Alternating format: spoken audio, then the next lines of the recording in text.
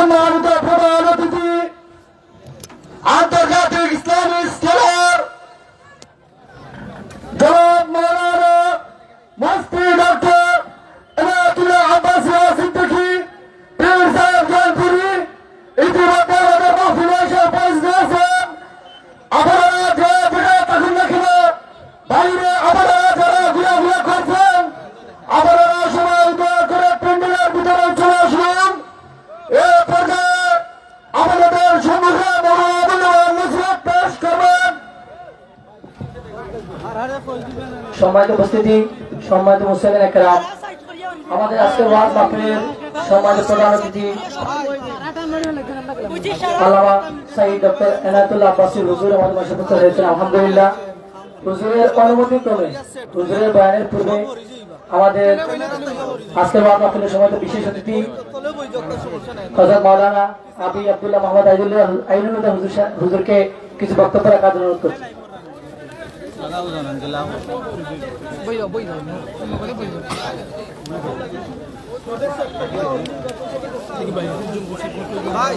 সবে সেট করিয়া দয়া করিয়া একটু সবে দেখতে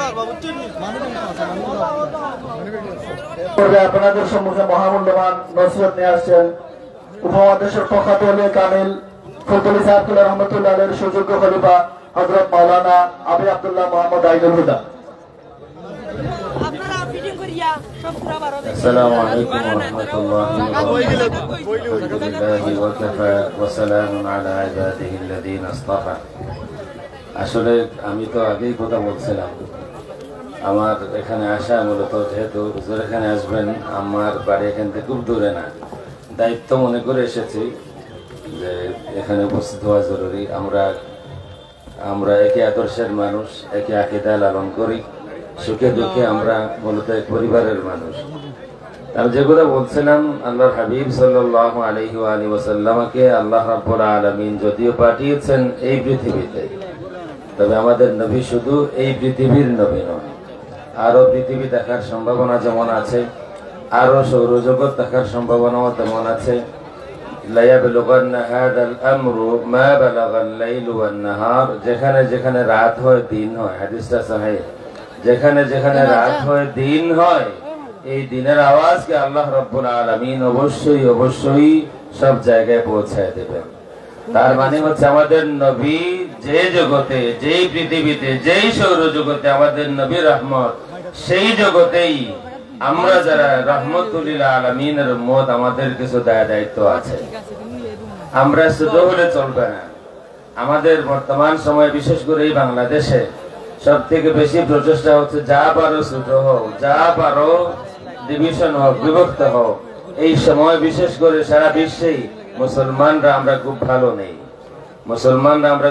নেই। এই বিশ্বের বড় বড় রাগবল যারা আছে তারা প্ল্যান করছে যে এই বিশ্ব থেকে মিনিমাম 500 কোটি মানুষকে বিদায় করে দিতে হবে।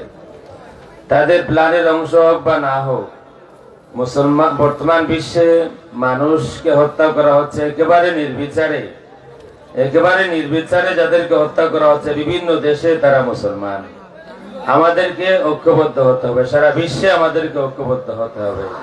যেভাবে রসুল রহমত সকলের জন্য, রসুল ইমানদারের জন্য রহমত, রসুল বেঈমানের জন্য রহমত, রসুল মুনাফিকের জন্য রহমত।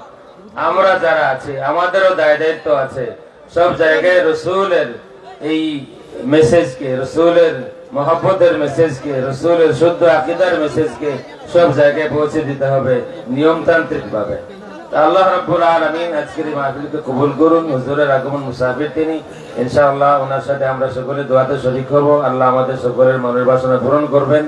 আমার কথা শেষ কথা, প্রথম কথা এক কথাই, আসুন, বর্তমান সময়টা ভালো নেই, বাংলাদেশেও নেই, বিশ্বের অন্যত্রও নেই। আমাদেরকে আর ছোট ছোট হওয়ার সময় আমাদের নেই। যত ভাবে সম্ভব আমাদেরকে কাছাকাছি আসা উচিত। দুই ভাইয়ের মধ্যে বিভেদ থাকতে পারে, সেগুলি চলুক। আমি বলি না ভেদাভেদ বলে, আমি বলি ভেদাভেদ নিয়েই আসুন, বৃহত্তর স্বার্থে আমরা এক ভাষায় কথা বলি, একই টোনে কথা বলি। আমার কোন ভাইকে জুলুম করা হবে, হতে পারে তার সাথে আমার মতের মিল নাই, কিন্তু সে আমার আল্লাহর উপর বিশ্বাস করে, সে রাসূলের উপর বিশ্বাস করে, সে কোরআনকে বিশ্বাস করে। হতে পারে তার সাথে আমার মতের মিল নাই, আমি তার সাথে দ্বিমত করব মৃত্যু পর্যন্ত। তার মানে এই নয় আমার কোন ভাইকে আমার সামনে আমার উপস্থিতি জুলুম করা হবে আর আমি নীরব থাকবো, তা হতে পারে না। সুতরাং এবং আমি যতটুকু জানি জনপুরি বিশ্বাস হুজুর তিনিও এই নীতিকে আদর্শকে লালন করেন। আমরা আহলুস সুন্নাত ওয়াল জামাত, আমাদের মুর্শিদ আল্লামা বড় সাহেব হাফিজাল্লাহ তিনিও বলেছেন আহলুস সুন্নাত ওয়াল জামাত অনেক বড় একটি দল। আমরা এই দেশকে ভালোবাসি, এই জাতিকে ভালোবাসি। আমরা এই জাতির কল্যাণে আমাদেরও কিছু করণীয় আছে। এই জাতির অস্তিত্ব রক্ষার স্বার্থে, ইসলাম মুসলমানদের ইজ্জত রক্ষার স্বার্থে আমরা খানকার পীর হতে পারি, কিন্তু আমাদের সকলের কিছু না কিছু করণীয় আছে। নতুবা ওয়াল্লাহিল আযীম, আল্লাহর জাতের কসম, আল্লাহর দরবারে এক সময় জবাব দিতে হবে। কুল্লুকুম রাইন ওয়া কুল্লুকুম মাসউলুন আন রাইয়াতিহি। আল্লাহর হাবিব বলেছেন তোমরা সকলেই দায়িত্বশীল, তোমরা সকলেই দায়িত্বশীল।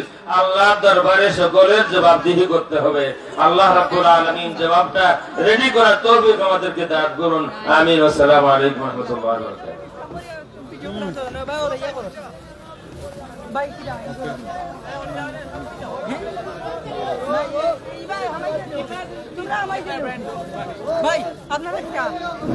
আলহামদুলিল্লাহ, সম্মানিত উপস্থিতি, এর পর্যায়ে আপনাদের সামনে গুরুত্বপূর্ণ নসিহত পেশ করবেন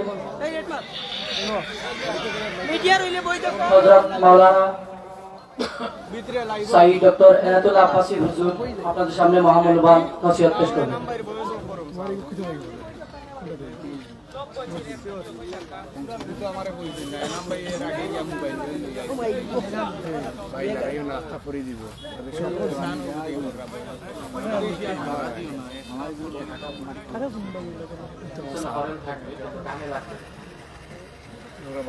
إن الحمد لله نحمده ونستعينه ونستغفره ونعوذ بالله من شرور أنفسنا ومن سيئات أعمالنا. من يهده الله فلا مضل له ومن يضلله فلا هادي له. ونشهد أن لا إله إلا الله وحده لا شريك له. ونشهد أن سيدنا وحبيبنا ومولانا محمدا عبد الله ورسوله صلى الله عليه وعلى آله وصحبه وسلم، الذي أكمل الله به قصر النبوة، أي ختم الله به النبوة وحكما لا نبي بعده، وأعلن في القرآن بالبرهان أن محمدا صلى الله عليه وسلم خاتم النبيين والمرسلين، الذي أرسله بالحق بشيرا ونذيرا وداعيا إلى الله بإذنه وسراجا منيرا. فقد قال الله تعالى في كلامه المجيد والفرقان الحميد: أعوذ بالله من الشيطان الرجيم. بسم الله الرحمن الرحيم. يا أيها الناس كلوا مما في الأرض حلالا طيبا. মাইকটা বরবাদ করে দিচ্ছ, সাউন্ডটা খোলো, ইকো টিকো বন্ধ করো, ইকো বন্ধ করো, টোটাল ইকো বন্ধ করো।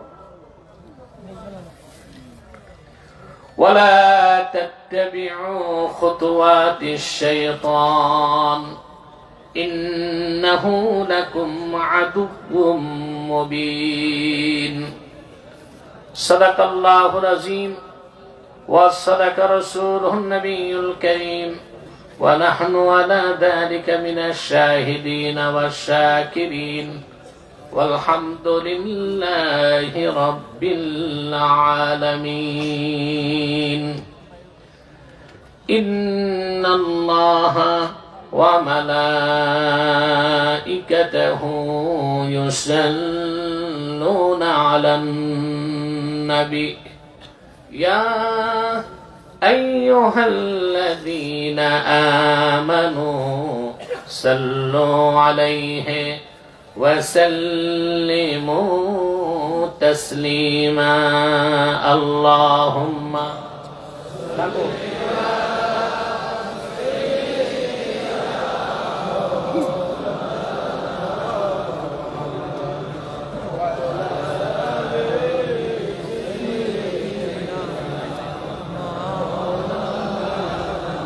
জবান খুলে পড়ুন আল্লাহুম্মা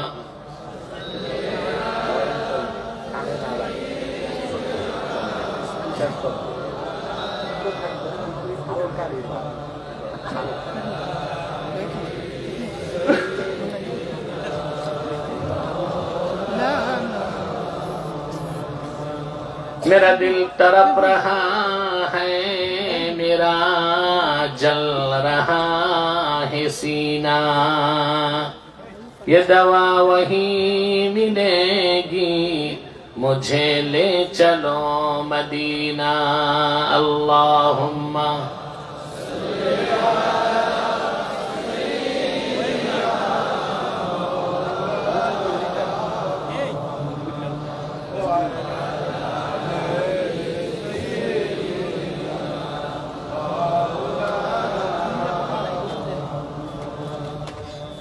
मदीने की हवा से जन्नती बू आती है खाके पाके मदीना में नूरे जन्नत चमकती है अल्लाहुम्मा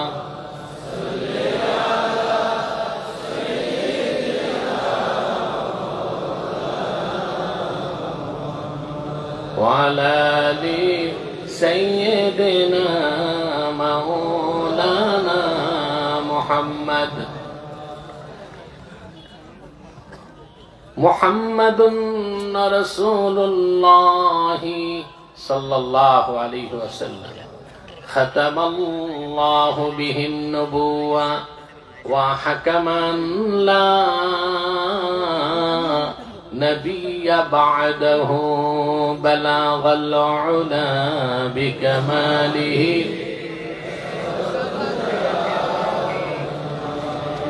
हसनत जमीअ खिसालिही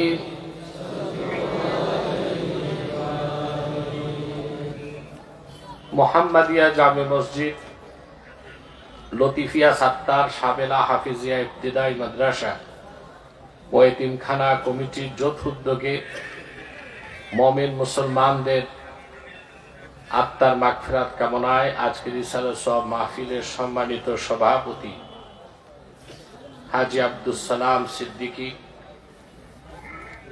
এবং হাজী আবুল হোসেন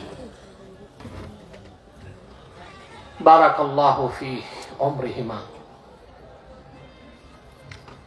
হাজারাত উলামায়ে কেরাম তুলাবায়ে ইজাম দুপুর বেলা প্রচন্ড ব্যস্ততায় যারা আজকের মহতি মাহফিলে উপস্থিত হয়েছেন স্বেচ্ছায় সানন্দে স্বতঃস্ফূর্তভাবে মনের আনন্দে শুধুমাত্র আল্লাহর কোরআনের দুর্বার টানে প্রবল আকর্ষণে তাদের সকলকে আমার পক্ষ থেকে হৃদয় নিংড়ানো ভালোবাসা শুভেচ্ছা এবং অভিনন্দন জ্ঞাপন করছি।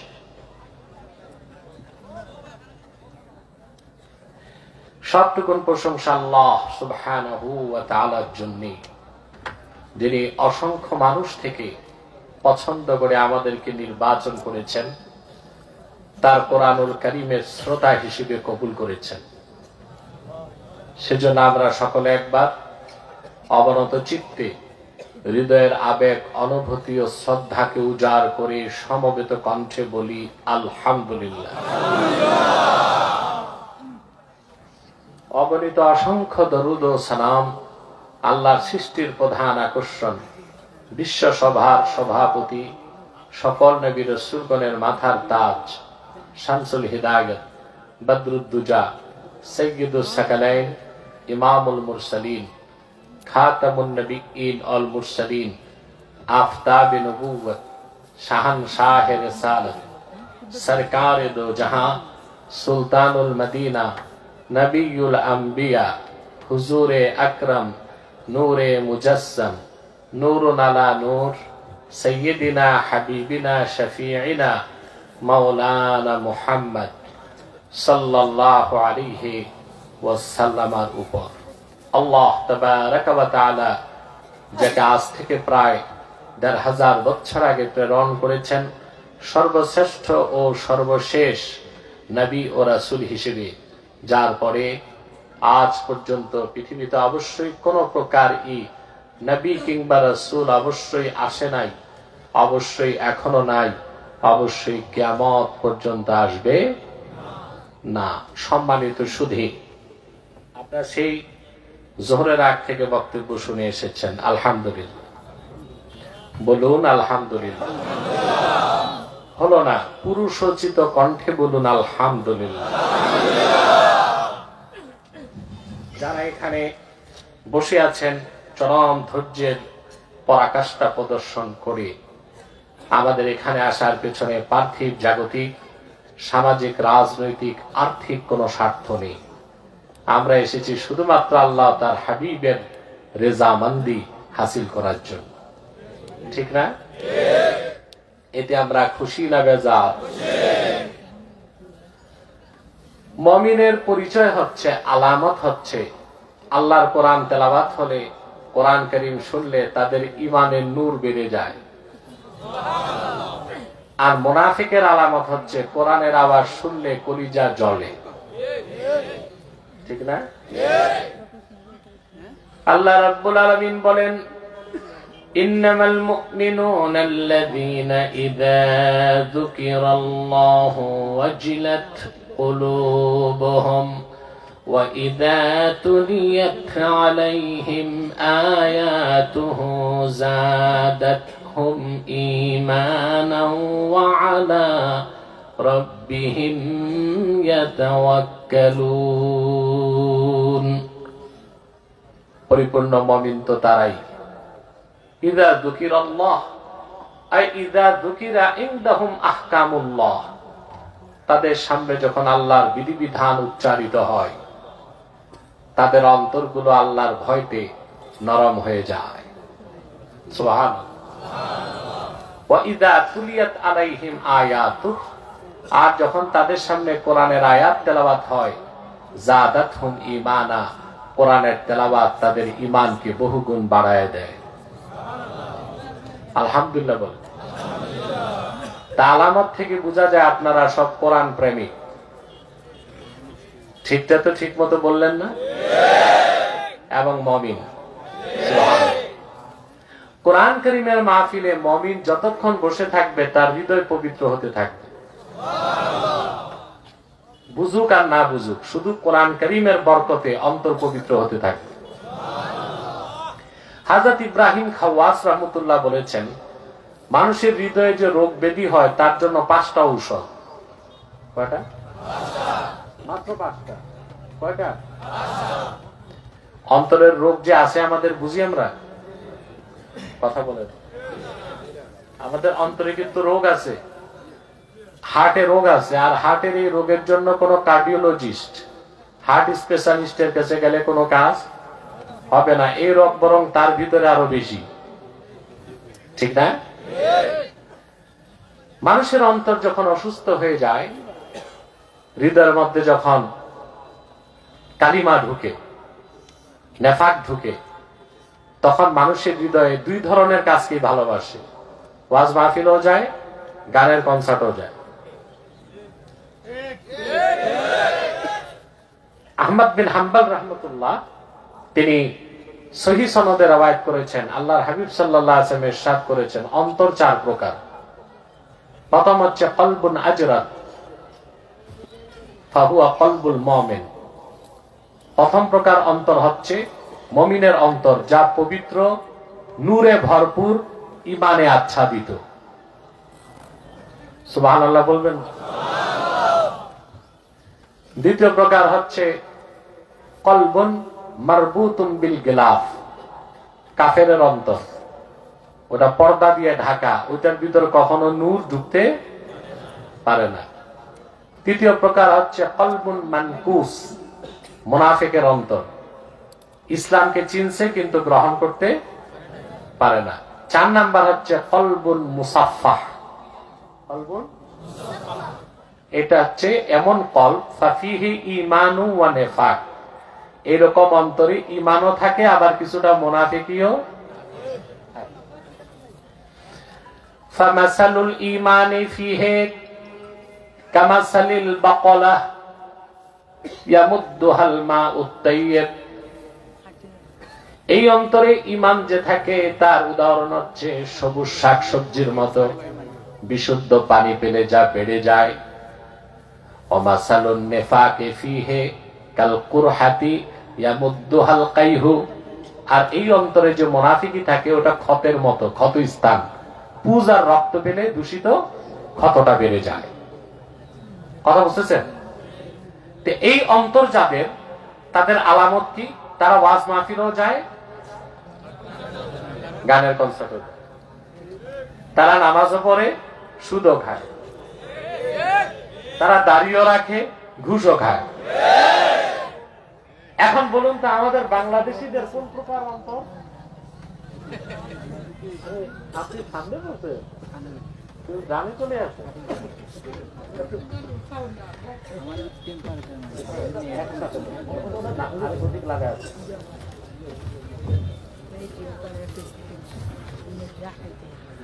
তো কথা বুঝতেছেন?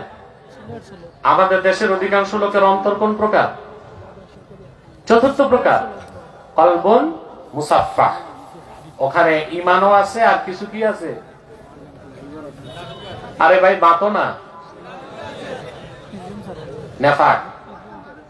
এই জন্য ওয়াজও ভালো লাগে, গানও, নামাজও পড়ে, সুদও খায়, দাড়িও রাখে, ঘুষও খায়। তো এই অন্তরটা হচ্ছে অধিকাংশ বাঙালির। মুমিনের অন্তর হচ্ছে জিন্দা, কাফের আর মুনাফিকের অন্তর হচ্ছে মুর্দা। আর আমরা যারা গুনাহগার মুসলমান, আমাদের অন্তর জিন্দা তবে অসুস্থ। এটা আন্ডার ট্রিটমেন্ট রাখলে এটা একসময় সুস্থ হয়ে যাবে। কথা বলে না? তা আমাদের এটা ট্রিটমেন্টেবল কিনা? চিকিৎসা করলে ভালো হবে। এখন যাবেন কোথায়? স্কয়ার হাসপাতালে। কথা বলে। ইব্রাহিম খাওয়াস রাহমাতুল্লাহ বলেছেন, অসুস্থ হৃদয়কে পূর্ণ সুস্থ করার জন্য মাত্র 5টা ঔষধ। তার প্রথমটা হচ্ছে তিলাওয়াতুল কুরআনি বিত্তাদাব্বুর, চিন্তা করে গবেষণা করে আল্লাহর কোরআন তেলাওয়াত করা। আর আপনি তো মাদ্রাসায় পড়েন নাই, চিন্তা করে কেমনে পড়বেন? আপনি তো তর্জমাই জানেন না। তার বিকল্প হচ্ছে যেখানে ওয়াজ মাহফিল হয়, আল্লাহওয়ালারা আসে, ওখানে যে বসা, কারণ ওখানে কোরআন ও সুন্নাহ থেকে আলোচনা হয়। 2 নাম্বার হচ্ছে খালাউল বাতন, পেটকে বেশি খালি রাখা। 3 নাম্বার হচ্ছে কিয়ামুন ফিল লাইল, রাতে তাহাজ্জুদ নামাজ পড়া। 4 নাম্বার হচ্ছে ওয়াত্তাদাররুক ইনদাস সাহর, শেষ রাতে আল্লাহর কাছে রোনা জারি করা। 5 নাম্বার হচ্ছে মুজালাসাতুস সালিহিন, আল্লাহওয়ালাদের মজলিসে বসা। অন্তরকে সুস্থ করার কয়টা ঔষধ? 5টার 2টাই পাওয়া যায় হক্কানীদের মাহফিলে আসলে। কয়টা পাওয়া যায়? কোরআন শরীফ থেকে আলোচনা শোনা যায় আর আল্লাহওয়ালাদের সোহবত পাওয়া যায়। এতে আমরা খুশি না বেজার? আল্লাহ কবুল করুন। জোরে বলেন আল্লাহুম্মা আমিন। বেজার তো শুধু শয়তান। আর শয়তানের চালাচামুন্ডারও বেজা, ঠিক না? এখন একটু পরই তো মুনাজাত ইনশাআল্লাহ। তা আমরা শয়তানকে প্রশ্রয় দিব না, ন্যাক নিয়ত করে শয়তানের নাপাক গালে একটা চপেটা ঘাত করতে চাই। রাজি আছি? আমরা নিয়ত করছি কিছুক্ষণ পরে আজকের মুনাজাত করে গুনাহ মাফ করে নিষ্পাপ বেহেশতি আল্লাহওয়ালা হয়ে বাড়ি যেতে চাই। কারা কারা হাত তুলে আল্লাহ তাআলাকে দেখ। আল্লাহ কবুল করুক, আল্লাহ মঞ্জুর করুক, বলুন আল্লাহুম্মা আমিন। এবার দুই পাশে আমার যে ভাইরা দাঁড়িয়ে আছো, তোমরা তো সার্কাসে আসো নাই, মাহফিলে আসছো। আমি জানি না তোমরা কে কে খান বাহাদুর আহসানুল্লাহ নাতিপুতি, তবে আল্লাহর ওয়াস্তে পিছনে একটু জায়গা আছে, এটাকে তোমরা ভরপুর করে বসে যাও। কোরআনের মাহফিল যত পরিবেশ সুন্দর হবে, তোমাদের কবর তত সুন্দর হবে। নতুবা এই পর্দাগুলো নামিয়ে দাও, সবাই বসে যাও, পর্দাগুলো বিছিয়ে বসে পড়ো। আমি আলোচনায় প্রবেশ করছি। আজকে আপনাদের সামনে আমি তেলাওয়াত করেছি সূরাতুল বাকারা থেকে 168 নাম্বার আয়াত। অত্যন্ত গুরুত্বপূর্ণ, আমাদের দৈনন্দিন জীবনে বড় ধরনের একটি ব্যর্থতার সমাধান হিসেবে আমি আপনাদের সামনে কথাগুলো বলছি।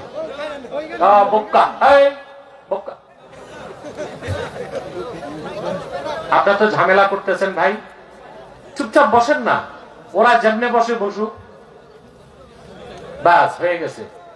এবার চুপচাপ বসে পড়েন, আমার দিকে তাকান। আমাদের দৈনন্দিন জীবনে অনেক বড় একটা সমস্যার সমাধান আমরা নিব। সেটা হচ্ছে আমরা ইবাদত বন্দেগী করি, কিন্তু দেখা যায় তা কবুল হচ্ছে না, ঠিক না?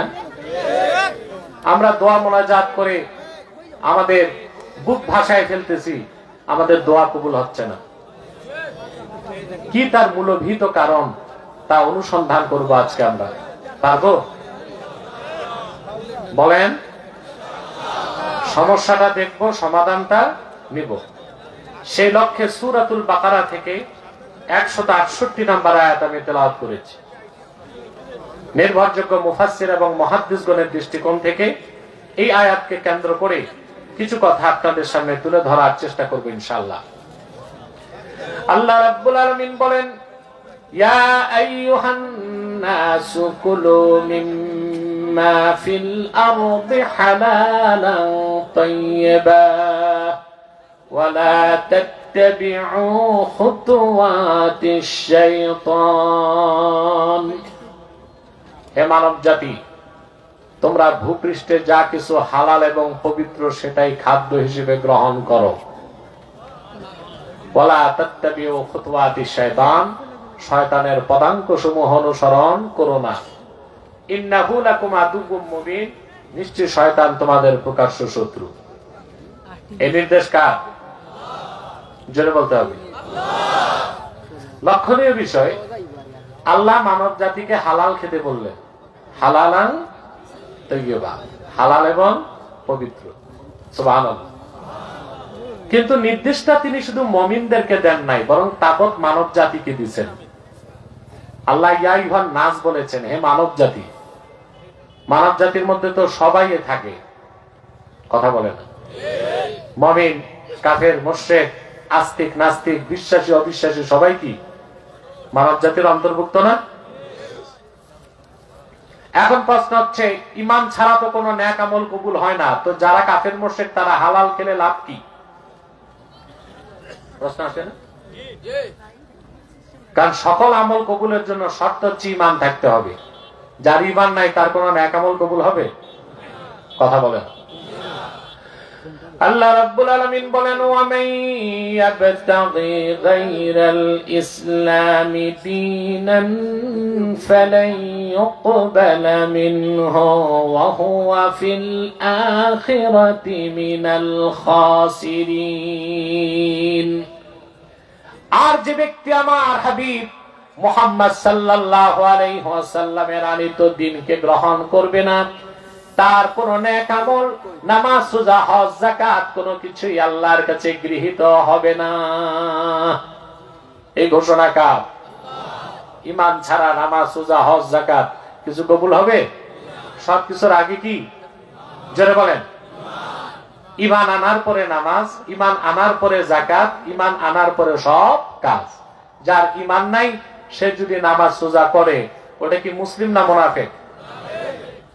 যেমন মুসলিম শরীফের হাদিসে এসেছে, আল্লাহর হাবিব ইরশাদ করেছেন, মান সাল্লা সালাতানা ওয়াস্তাকবালা কিবলাতানা ওয়া আকালা যাবিহাতানা ফাযালিকাল মুসলিম।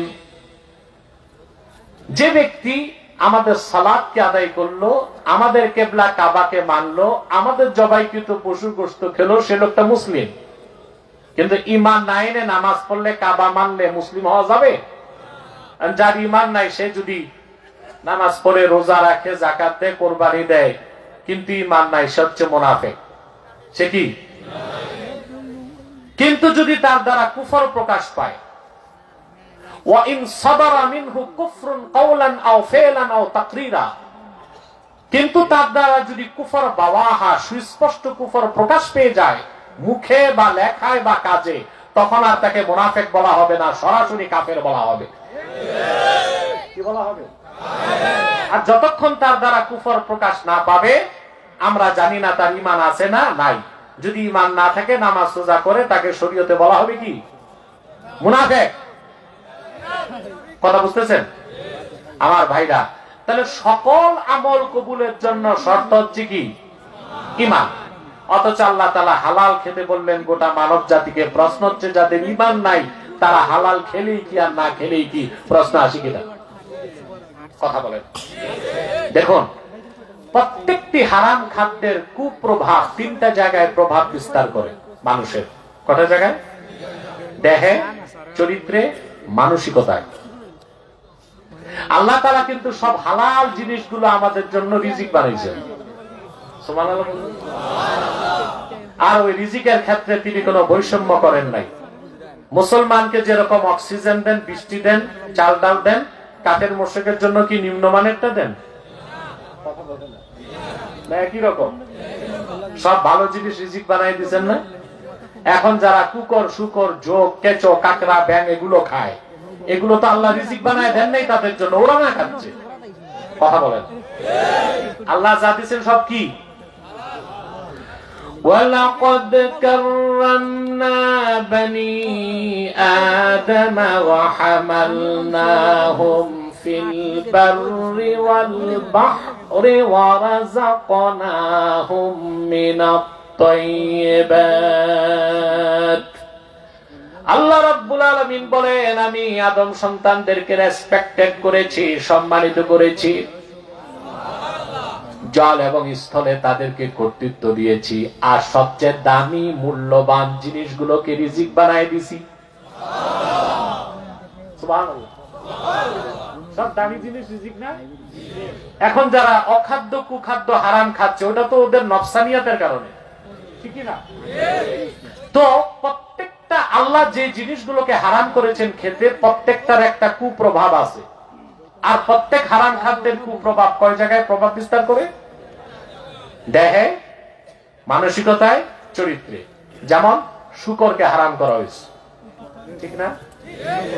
এখন বিজ্ঞানীগণ দেখেছেন, যারা শুকরের গোশত প্রচুর খায়, চারিত্রিক ভাবে তারা নির্লজ্জ হয়। কি হয়? কারণ ইতর প্রাণী জগতের মধ্যে সবচেয়ে নিকৃষ্ট হচ্ছে শুকর। এটার কোনো ফ্যামিলি স্ট্রাকচার নাই।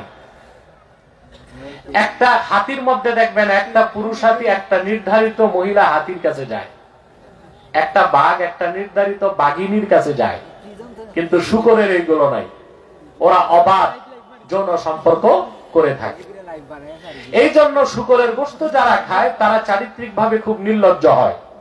যেমন আমরা ইউরোপ, আমেরিকা, পশ্চিমা দুনিয়ায় দেখতে পাচ্ছি, যখন তখন মেয়েরা উলঙ্গ হতে পারে, ভাই বোনের সাথে ফিজিক্যাল রিলেশন করে, পুত্র এবং মায়ের সাথে ফিজিক্যাল রিলেশন হয়, বাপ এবং মেয়ের সাথে যৌন সম্পর্ক হয়। এই যে অবাধগামিতা, এই কুপ্রভাবটা তাদের চরিত্রে বিস্তার করেছে অতিমাত্রায় শুকরের গোশত খাবার কারণে। সাপের বৈশিষ্ট্য হচ্ছে সে খুব দ্রুত তার দেহকে নড়াচড়া করতে পারে। এই জন্য যারা ব্রেক ড্যান্সার ইউরোপে, আমেরিকাতে, তারা প্রচুর পরিমাণ তাজা সাপের রক্ত খায়। যেন তারা তাদের দেহটাকে দ্রুত কি করতে পারে, নড়াচড়া করতে পারে। তাহলে বোঝা যাচ্ছে প্রতিটি হারাম খাদ্যের কুপ্রভাব কয় জায়গায় পড়ে? দেহে, মানসিকতায়, চরিত্রে। এই জন্য আল্লাহ তাআলা কাফের মুশরিকদেরকে হালাল খেতে বলেছেন। পরকালে কোনো লাভ না থাকলেও অন্তত দুনিয়ায় রুচিটা ভালো থাকবে, মেজাজটা ভালো থাকবে, শরীরটা ঠিক থাকবে। এখন আপনাদের কাছে আমার প্রশ্ন, কাফের মুশরিক বেঈমান গোটা মানব জাতিকে যদি আল্লাহর নির্দেশ হয় হালাল খাবার খেতে হবে, তাহলে মুমিন মুসলমানদের জন্য হালাল খাবার গুরুত্ব কত বেশি? সুবহানাল্লাহ বলবেন না? আমার ভাইরা, সকল ইবাদত আর দোয়া কবুলের জন্য প্রথম শর্ত হচ্ছে হালাল খাওয়া। কি? আমাদের ইবাদত কিন্তু কবুল হচ্ছে না, আদায় হচ্ছে, কথা বলে না। যেমন যারা নামাজ পড়তেছে দেখা যায় তারা সুদও খাচ্ছে, ঘুষও খাচ্ছে, পাল্লায় ওজনে কম দিচ্ছে, খাদ্যে ভেজাল মিশাচ্ছে, মিথ্যা সাক্ষ্য দিচ্ছে, বিচার আচারে দুই দিক থেকে মালপানি কামাই করতেছে। এগুলো নাই তো এলাকায় আছে। এটা সারা বাংলাদেশের কমন ডিজিজ, ঠিক না? অথচ আল্লাহ কোরআন কারীমে গ্যারান্টি দিয়েছেন, ইমানদার যদি ইমানের সাথে নামাজ আদায় করে সে নিয়মিত গুনার কাজ করতে। আরে ভাই, আপনি যত বড় মুমিন বান্দা হন, আপনি তার ফেরেশতার মতো নিষ্পাপ হবেন না, গুনাহ হবে। কিন্তু যে নামাজি সে গুনার সাথে সাথে তওবা করে।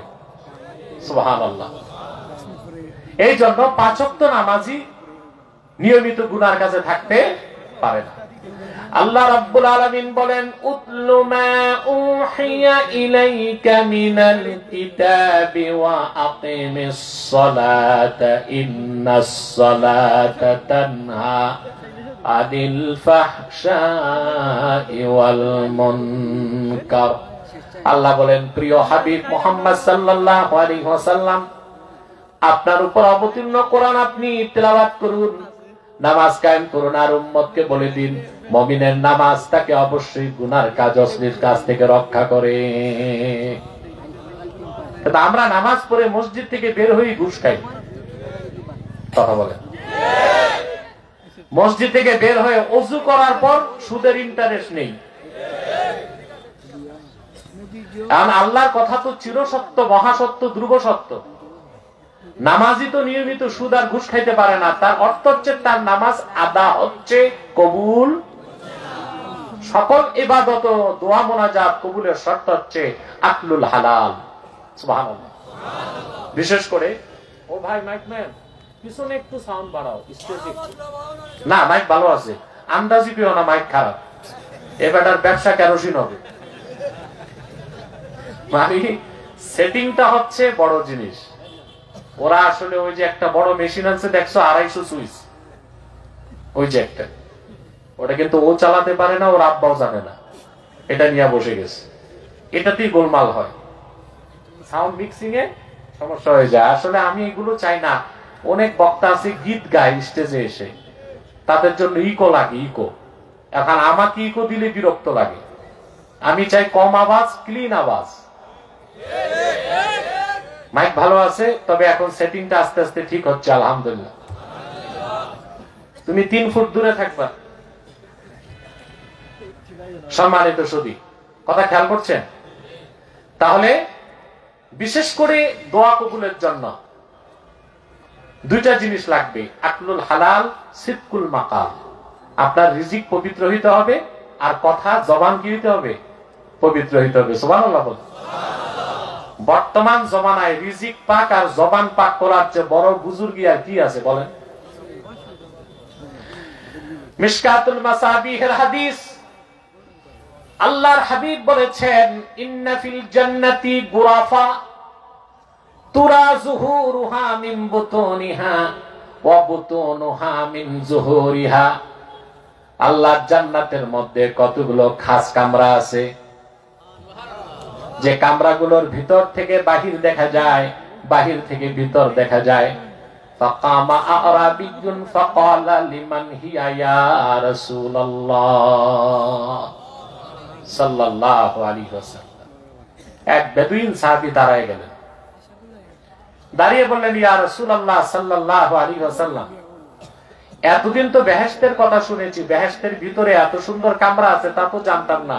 তো এই কামরাগুলো আল্লাহ কারে দিবেন? সুবহান। আপনাদেরও কি জানতে মন চায়? সাউন্ডটা তো আটকা পড়ে গেছে বাবা, একদম খুলো সাউন্ডটা, রিল্যাক্সে খুলে দাও। আপনাদেরও জানতে মন চায় এই কামরাগুলো চান আপনারা? কথা বলেন, কান পেতে শোনেন। আল্লাহর হাবিব বললেন, লিমান আতাবাল কালাম ওয়া আত'আমাত তা'আম ওয়া আদামাস সিয়াম ওয়া সাল্লা লিল্লাহি বিল-লাইলি ওয়ান নাসু নিয়াম। আমার উম্মত ফরজ ওয়াজিব সুন্নতের পর 4টা কাজ করবে, তার মানে জবানকে পবিত্র করবে, সুবহানাল্লাহ, মানুষকে বেশি বেশি খাওয়াবে। বাঙালি তো খাওয়ায় না, খাইতে শিখছে, ঠিক না? খাওয়ান আপনারা না ভাই, বিয়ে বাড়িতে যা করেন আপনারা ওটা তো হোটেল ব্যবসা। আমরা 15 বছর শুনছি ডিবির হারুনের হোটেল বা ভাতের হোটেল, আর এখন আমি দেখি বাংলাদেশে প্রত্যেক বিয়ে বাড়ি এক একটা ভাতের হোটেল। ওখানে কেমন থাকে মানে হচ্ছে দিয়ে যান খেয়ে যান। তো শুধু ডিবির হারুনের ভাতের হোটেলই দেখি নাই, এখন সারা দেশের বিয়ে বাড়ি কি না? মানুষকে খাওয়াতে হবে কার খুশির জন্য? ও আদামাস সিয়াম, বেশি বেশি নফল রোজা রাখলো। ও সাল্লা লিল্লাহি বিল-লাইলি ওয়ান নাসু নিয়াম, আর আল্লাহর জন্য কিছু নামাজ পড়লো তখন মানুষ ঘুমায় থাকে যখন। এই 4টা কাজ যে করবে, আল্লাহ হাবিব বলেছেন আল্লাহ তাকে বেহেশতের ভিতরের ওই খাস কামরা দিয়ে দিবেন। তাহলে রিজিক কি করতে হবে? সুবহানাল্লাহ বলেন। হালাল খাবেন, দোয়া কবুল, ইবাদত কবুলের জন্য শর্ত কি? জোরে মাতো, শুধু হালাল না, হালালান তাইয়্যিবা, হালাল এবং পবিত্র, সুবহানাল্লাহ বলেন। আমাদের দোয়া আজকে কবুল হচ্ছে না। ক্ষুদ্র একটা পিপিলিকা আল্লাহর কাছে রিজিক চাইলে রিজিক পেয়ে যায়। প্রচন্ড গরমে পাখিগুলো যখন অস্থির হয়ে যায়, আল্লাহ তাদের দোয়ায় বৃষ্টি দেন। সমুদ্রের অতল তলদেশে ক্ষুদ্র একটা প্রাণী যদি মুখ হা করে রিজিক চায়, আল্লাহ রিজিক দেন। কিন্তু আশরাফুল মাখলুকাত আমরা মানুষ এত রোনাজারি করি, দোয়া কেন কবুল হয় না? তার একটাই কারণ, আমাদের সমস্যা হচ্ছে রিজিকে। অধিকাংশ মানুষ সুদ খায়, ঘুষ খায়, টেন্ডারবাজি, দাগাবাজি, চাঁদাবাজি, হারাম টাকা খায়, ঠিক? অথচ যতক্ষণ পর্যন্ত আপনার রিজিক হালাল না হবে ততক্ষণ পর্যন্ত ইবাদত আদায় হবে কবুল, আর দোয়া কবুল হবে না। আমি যে আয়াতের তাফসীর করছি, তাফসীরের ব্যাখ্যা ইমাম কুরতুবী এবং ইবনে কাসির দুজন হাদিসটি উল্লেখ করেছেন। সূরা বাকারার এই আয়াত নাযিলের পর সাদ ইবনে আবি ওয়াক্কাস রাদিয়াল্লাহু তাআলা আনহু দাঁড়ায় গেছেন। সুবহানাল্লাহ। সাদ ইবনে আবি ওয়াক্কাস দাঁড়িয়ে বললেন, ইয়া রাসূলুল্লাহ সাল্লাল্লাহু আলাইহি ওয়াসাল্লাম, উদুল্লাহ লি আইয়াজআলানি মুস্তাজাবাদ দাওয়া। আয় আল্লাহর হাবিব, আমার জন্য একটু দোয়া করে দেন, আল্লাহ যেন আমারে মুস্তাজাবুদ দাওয়াত বানায় দেন। মুস্তাজাবুদ দাওয়াত বলা হয় ওই ব্যক্তিকে যে মুমিন বান্দা আল্লাহর কাছে হাত তুললে আল্লাহ খালি হাত ফেরত দেন না, তার দোয়া কবুল করে নেন। সাদ ইবনে আবি ওয়াক্কাস রাদিয়াল্লাহু তাআলা আনহু এমন এক দোয়াই চাইছেন যা পূরণ হইলে তার আর কিছু লাগতো? কথা বলেন। আল্লাহর হাবিব তাকে একটা মাত্র হুকুম করলেন, কান পেতে শুনতেছেন? খুব বেশি নামাজ পড়তে বললেন না, রোজা রাখতে বললেন না, জিকির করতে বললেন না। আল্লাহর হাবিব তাকে বললেন, আতিব মাতআমাক ফাতাকুন মুস্তাজাবাদ দাওয়া। সাদ ইবনে আবি ওয়াক্কাস, তুমি তোমার খাদ্যটারে পবিত্র করে নাও, আল্লাহর হুকুমে তুমি মুস্তাজাবুদ দাওয়াত হয়ে যাবা। আল্লাহর ওয়াদা, উম্মতে মুহাম্মাদি মধ্যে যারা ঈমানদার তাদের প্রত্যেকটা দোয়া আল্লাহ কবুল করবেন। কিছু দুনিয়ায়, বাকিটা আখেরাতে। সুবহানাল্লাহ বলবেন। আমাদের একটা দোয়াও কিন্তু আল্লাহ ফেরত দেন না। কিছুটা দুনিয়ায় পাই, বাকি যেটা দুনিয়ায় পাই না কোথায় পাবো? আল্লামা আবুল কাসেম কোশাইরি রাহমাতুল্লাহি আলাইহি আর রিসালাতুল কোশাইরিয়ার মধ্যে লেখেন, হাসর ময়দানে উম্মতে মুহাম্মাদির মুমিনগণ অনেক বেশি নাজ ও নেয়ামত পাবে, যার বিনিময়ে কোনো ইবাদত থাকবে না।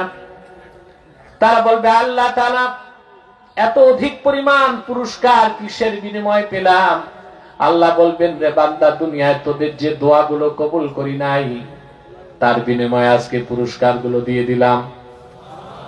আফসোস করে মুমিন বলবে, আল্লাহ, দুনিয়ায় যদি আমার একটা দোয়াও কবুল না হতো কতই না ভালো হতো। তাহলে হালালান তাইয়্যিবা, হালাল রিজিক খাবারের মাধ্যমে আপনার দোয়া কবুল হতে পারে। সুবহানাল্লাহ বলেন।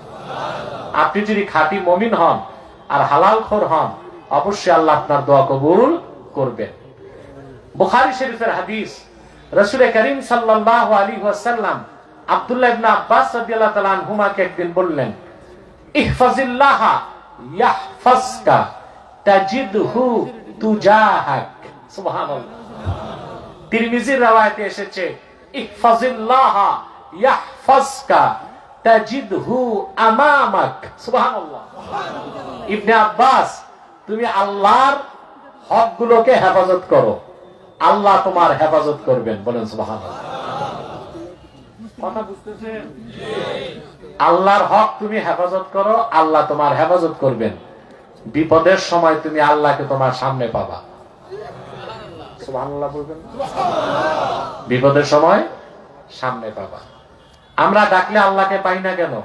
আমাদের রিজিকে কি সমস্যা? আমি একটা হাদিস শোনাচ্ছি আপনাদেরকে।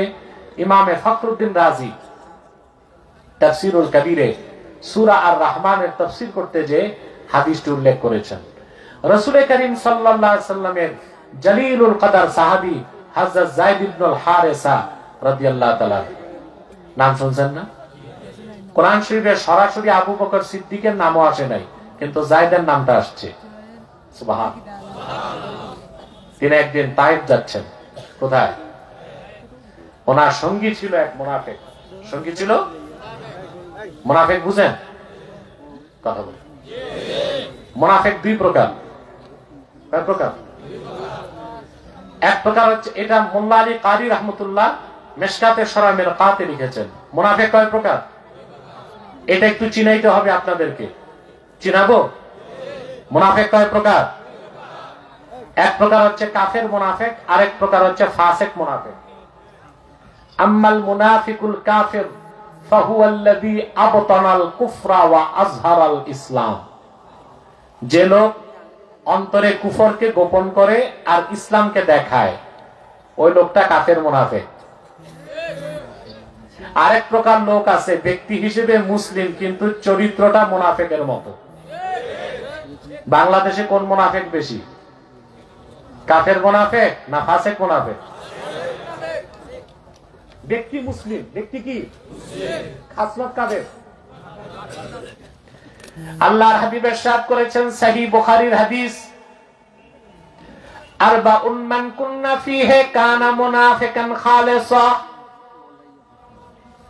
চারটি খাসলত যার মধ্যে একত্রিত হবে সে নির্ভেজাল মুনাফিক। সে কি? চারটার একটাও যদি থাকে মনে করতে হবে তার মধ্যে মুনাফিকি আছে। হাত্তা ইয়াদা আহা, যতক্ষণ সে সেই খাসলত বাদ না দেয়। ইযা তুমিনা খানা ওয়া ইযা হাদাসা কাযাবা ওয়া ইযা আহাদা গাদারা ওয়া ইযা খাসামা ফাজার। তাকে যখন আমানতদার বানানো হয় সে আমানতের খেয়ানত করে, যখন কথা বলে মিথ্যা বলে, যখন ওয়াদা করে বরখেলাপ করে, যখন বাকবিতণ্ডা করে, অশ্লীল ভাষায় গালিগালাজ করে। এটা হচ্ছে ফাসিক মুনাফিকের খাসলত। প্রথম কি? আমানতদার বানালে খেয়ানত করে। কথা যখন বলে মাতো না ভাই, আমরা কি মাহফিলে না কবরস্থানে? তো বুঝবো কেমন? যখন কথা বলে, যখন ওয়াদা করে, যখন বাকবিতণ্ডা করে। সিলেটবাসী তোমরা বীর জাতি, শাহজালালের উত্তরসূরি। যদি ভয় না থাকে সত্য করে বলো, মুনাফিকের এই 4টা খাসলাত অতি মাত্রায় বাংলাদেশে কোন শ্রেণীর মধ্যে পাওয়া যায়? রাজনীতিবিদদের মধ্যেই পাওয়া যায়। এরা আমানতের খেয়ানত করে, কথা বলে মিথ্যা বলে, ওয়াদা করে বরখেলাপ করে। যখন সংসদে এরা বক্তব্য দেয়, একজন আরেকজনের 14 গোষ্ঠী উদ্ধার করে। যখনই আপনার সংসদে যায় শপথ বাক্য পাঠ করে, তখন হয় আমানতদার। তবে শপথ বাক্য যা আছে বাংলাদেশে, এটা পড়লে আর মুসলমান থাকা যায় না। এটা বদলাতে হবে। আমাদের দেশে যারা ইসলামী রাজনীতির ব্যানারে আন্দোলন করছেন, তাদের কাছে আমার অনুরোধ, নির্বাচন সংস্কার কমিটিকে বলুন, শপথ বাক্যে এমন কোন শব্দ থাকতে পারবে না যা শিরকি হয়। এই শপথ বাক্যে মিডিয়া ভাইদেরকে বলছি, আমার এই মেসেজটা পৌঁছে দিবা। শপথ বাক্যে এমন কোন শব্দ বাক্য থাকতে পারবে না যা উচ্চারণ করলে মুসলিম সংসদ সদস্যের ঈমান নষ্ট হয়। আমাদের শপথ বাক্যে পড়ানো হয়, আমি বাংলাদেশের প্রতি অকৃত্রিম বিশ্বাস ও আনুগত্য পোষণ করছি। না, মুসলমান কোন ব্যক্তি বস্তু জড় পদার্থকে বিশ্বাস করতে পারে না।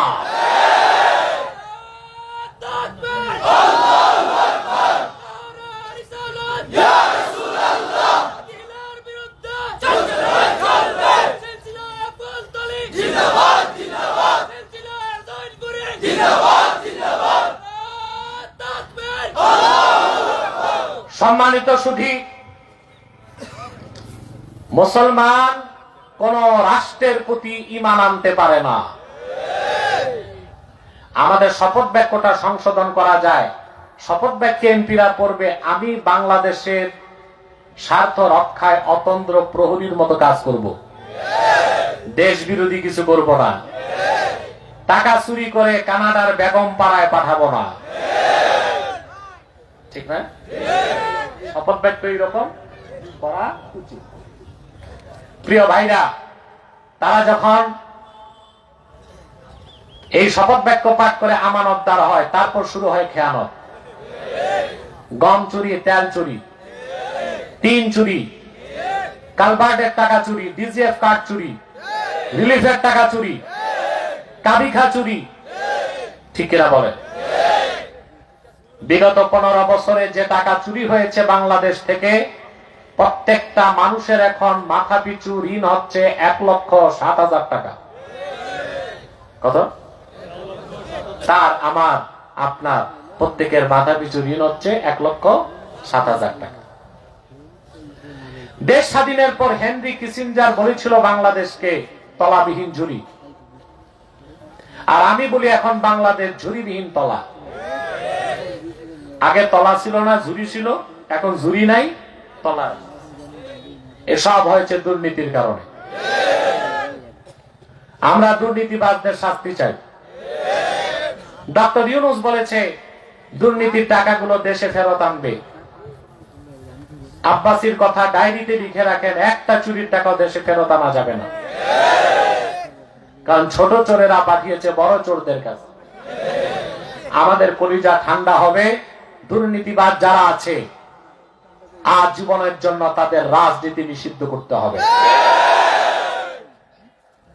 মেহনতি জনতার রক্ত পানি করা ঘামের পয়সা যারা বিদেশ পাচার করেছে, শরিয়া আইনের চোরের শাস্তি হিসেবে তাদের হাত কেটে দিতে হবে।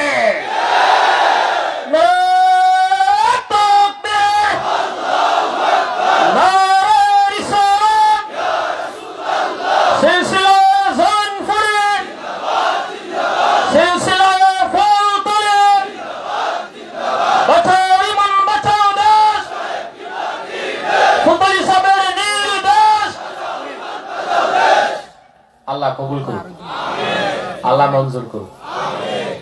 সম্মানিত সুধী, তাহলে দুর্নীতিবাজদের বিচার শাস্তি হোক আপনারা চান?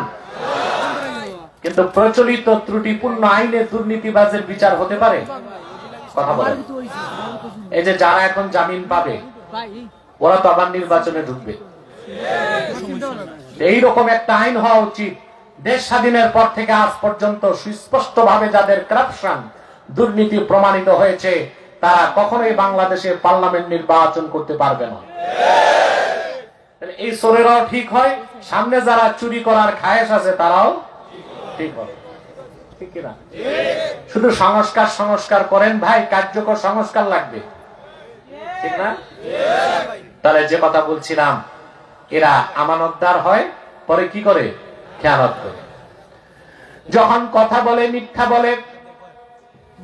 অধিকাংশ নেতা মাইক নিয়ে আপনাদেরকে তৈলমর্দন করে বলে, ভাই আপনাদের জন্যই তো বেঁচে আছি, আপনাদের সেবায় তো রাতে ঘুমাতে পারি না। জনসেবা করে না পেট সেবা করে? কথা বলে মিথ্যা বলে। 3 নাম্বার, যখন ওয়াদা করে বরখেলাপ করে। নির্বাচনে আমি সকল এমপি সকল নেতাকে বলছি না, ইল্লা মাশাআল্লাহ, যারা ভালো তারা তো ভালো, কিন্তু অধিকাংশই তো এই চরিত্রের। এরা নির্বাচনের আগে আপনাদেরকে ওয়াদা করে, ভাই সব আমাদের একবার নির্বাচিত করুন, আপনাদের গোলাগুলো ধানে ভরে দিব আর পুকুরগুলো মাছে। 3 বেলা সোনার চামচে রূপার বাটিতে দুধ ভাত খাওয়াবো। নির্বাচনের পরে দেখা যায় ছাই ভাতও কপালে জুটে না। তো কথা বলে মিথ্যা বলে ওয়াদা করে। 4 নাম্বার, ওয়াইদা আহাদা গাদার খাসামা ফাজার, যখন তারা পরস্পর বিতর্ক করে অশ্লীল গালিগালাজ করে। আপনারা দেখেছেন সংসদে এক এমপি আর এক এমপির চরিত্র নিয়ে কিভাবে কথা বলে। তাহলে দেখা যাচ্ছে ফাসেক মুনাফিকের সবগুলো খাসলত অধিক পরিমাণে আমার দেশের রাজনীতিবিদদের মধ্যেই পাওয়া যায়। অতএব দেশ সংস্কারের আগে যারা দেশ চালাবে তাদের চরিত্রের সংস্কার করতে হবে, ঠিক? এছাড়া কি টেকসই সংস্কার হবে? কথা বলেন। এখন না বাংলাদেশের সেটআপ চেঞ্জ হয়েছে। কি চেঞ্জ হয়েছে? এখন নতুন যে সেটআপ আসবে তারা কারা? এখন যারা চাকরি করছে তারা পাবলিক সার্ভিস কমিশন থেকে বিসিএস ক্যাডার হয়ে চাকরি পেয়েছে। আবার যারা আসবে তারা তো একই সিলেবাস পড়ছে, একই বিশ্ববিদ্যালয়ের ছাত্র। তো তাদের থেকে আপনারা ভালো কিছু কিভাবে আশা করতে পারেন? পারেন? কথা বলে না। তাহলে রাষ্ট্রকে সংস্কার করার আগে অবশ্যই যারা দেশ চালাবে তাদের চরিত্রের সংস্কার করতে হবে, ঠিক কিনা বলেন? সেজন্য আমাদের, যদি আমাকে সরকার জিজ্ঞেস করে প্রথম সংস্কার কোন সেক্টরে চান, আমি বলবো 2 জায়গায়, শিক্ষা আর চিকিৎসা। শিক্ষা চিকিৎসা, কারণ আমার শিক্ষা ব্যবস্থাকে ঢেলে সাজাতে হবে। এই শিক্ষা ব্যবস্থার মাধ্যমেই উচ্চপদস্থ কর্মকর্তা হয়ে রাষ্ট্রের দায়িত্বপূর্ণ পদে যে ঘুষ খায়, দুর্নীতি করে, তাদেরকে বাংলা সাহিত্য, ভূগোল, ইতিহাস, physics, chemistry, zoology, botany, cosmology সব পড়ায়। শুধু শিক্ষা ব্যবস্থায় কোরআন হাদিসের মৌলিক শিক্ষা নাই। আমরা যদি আমাদের শিক্ষা ব্যবস্থা সংস্কার করে প্রাইমারি থেকে বিশ্ববিদ্যালয় পর্যন্ত প্রতিটা স্তরে কোরআন হাদিসের মৌলিক দ্বীনি শিক্ষা বাধ্যতামূলক করতাম, তাহলে একদিকে আমরা পেতাম যোগ্য কর্মকর্তা, আরেকদিকে তারা হতো যোগ্য মানুষ। তখন কি দুর্নীতি আর ঘুষ থাকে? তাহলে সংস্কার দরকার কোথায়? শিক্ষা ব্যবস্থায়। 2 নাম্বার দরকার চিকিৎসায়, কারণ আমাদের দেশে ভেজাল খেতে খেতে যুবকদের মাথা টাল হয়ে যাচ্ছে, মেধা শক্তি কমে যাচ্ছে। একটা রাষ্ট্রে খাদ্য মন্ত্রণালয়ের দায়িত্ব যে কত বেশি তা আপনি চিন্তা করতে পারবেন না। কারণ দেশের মানুষ যে খাদ্যগুলো খায় ওইটার সাথে ওই দেশের জনগণের পুষ্টি এবং মেধার সম্পর্ক। পুষ্টি এবং মেধার সম্পর্ক। আপনি ভেজাল তেল খাবেন, সবার লিভার সিরোসিস হবে। আপনি কার্বাইড খাবেন, কিডনি গুলো বাতিল হয়ে যাবে। পুষ্টিকর খাদ্য বাচ্চাদেরকে দিবেন না, মেধা হবে না। মেধা থাকবে না, ভালো যোগ্য নাগরিকও হবে না। কথা বুঝতেছেন? তো মুনাফিক কয় প্রকার? এক প্রকার কাফের মুনাফিক, আর এক প্রকার ফাসেক মুনাফিক। যায়েদ ইবনুল হারেসা রাদিয়াল্লাহু তাআলা আনহুর সঙ্গী ছিল কাফের মুনাফিক। যায়েদ রাদিয়াল্লাহু তাআলা আনহু তায়েফে যে এক গুহার ভিতরে ঘুমায় গেছে, সেই সুযোগে সেই মুনাফিক লোকটা হযরত যায়েদের হাত পা বেঁধে ফেললো। চোখ খুলে হযরত যায়েদ দেখেন তার সঙ্গীর হাতে নাঙ্গা তরবারি। তিনি বলেন, ভাই তুমি না আমার সঙ্গী? বলে না, ওই যে তোমরা মুনাফিক বলো না, আমি তো ওই মুনাফিক, আমি কখনো মুসলমান ছিলাম না।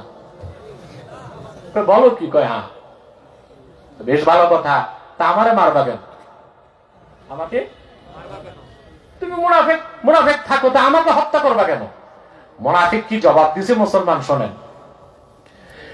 মুনাফিক জবাব দিল, লি আন্নী আ'লামু আন্না মুহাম্মাদান সাল্লাল্লাহু আলাইহি ওয়াসাল্লাম ইউহিব্বুক ওয়া আনা উবগিদুহু।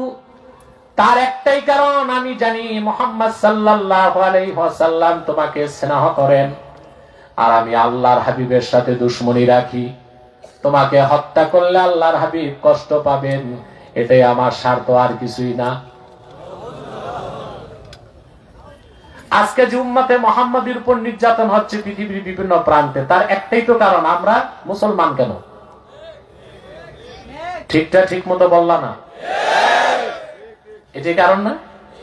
কাফের মুশরিকদের আমাদের সাথে একমাত্র দুশমনি এটাই যে আমরা আল্লাহর বান্দা, মুহাম্মদ সাল্লাল্লাহু আলাইহি ওয়াসাল্লামের উম্মত, আর তো কারণ নাই।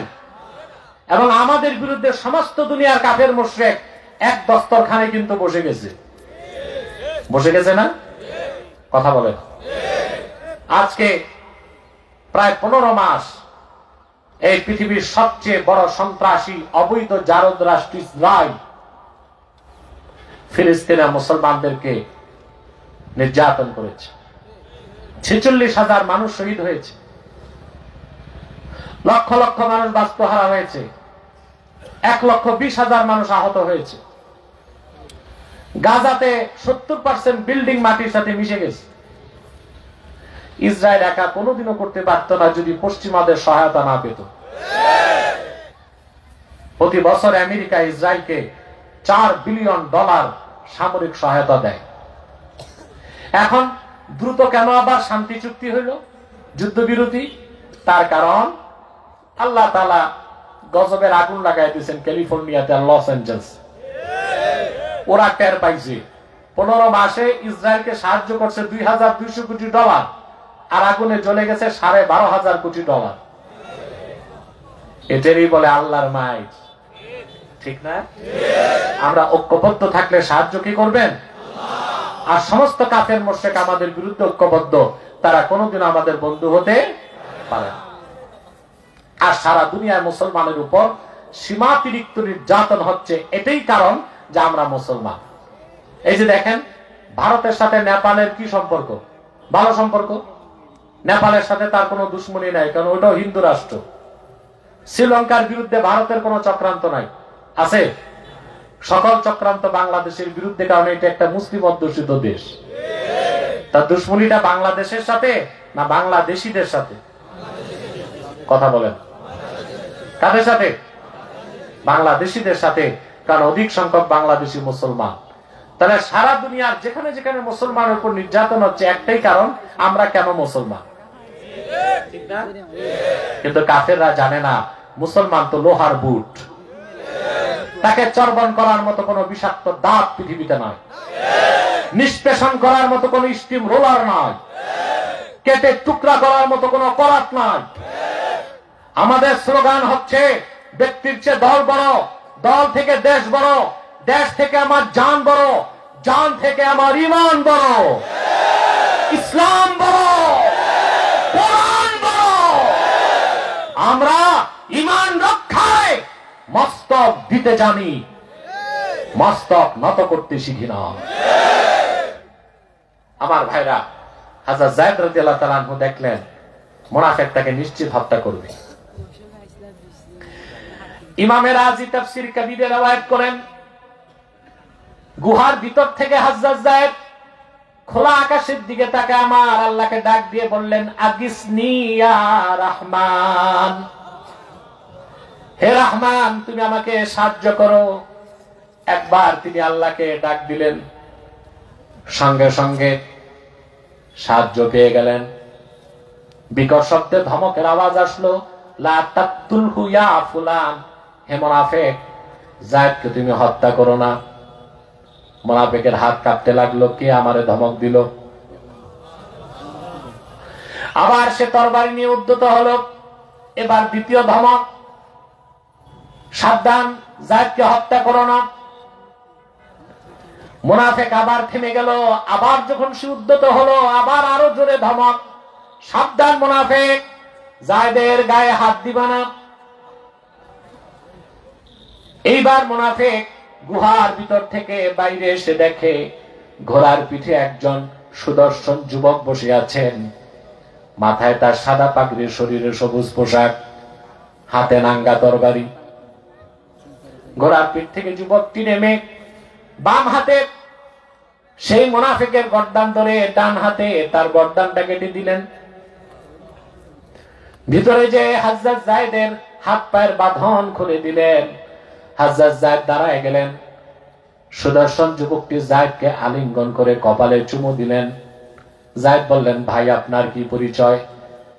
জবাব দিলেন তিনি, যুবক আমি আল্লাহর মুকাররাব ফেরেশতা, আমার নাম জিবরিল আমিন।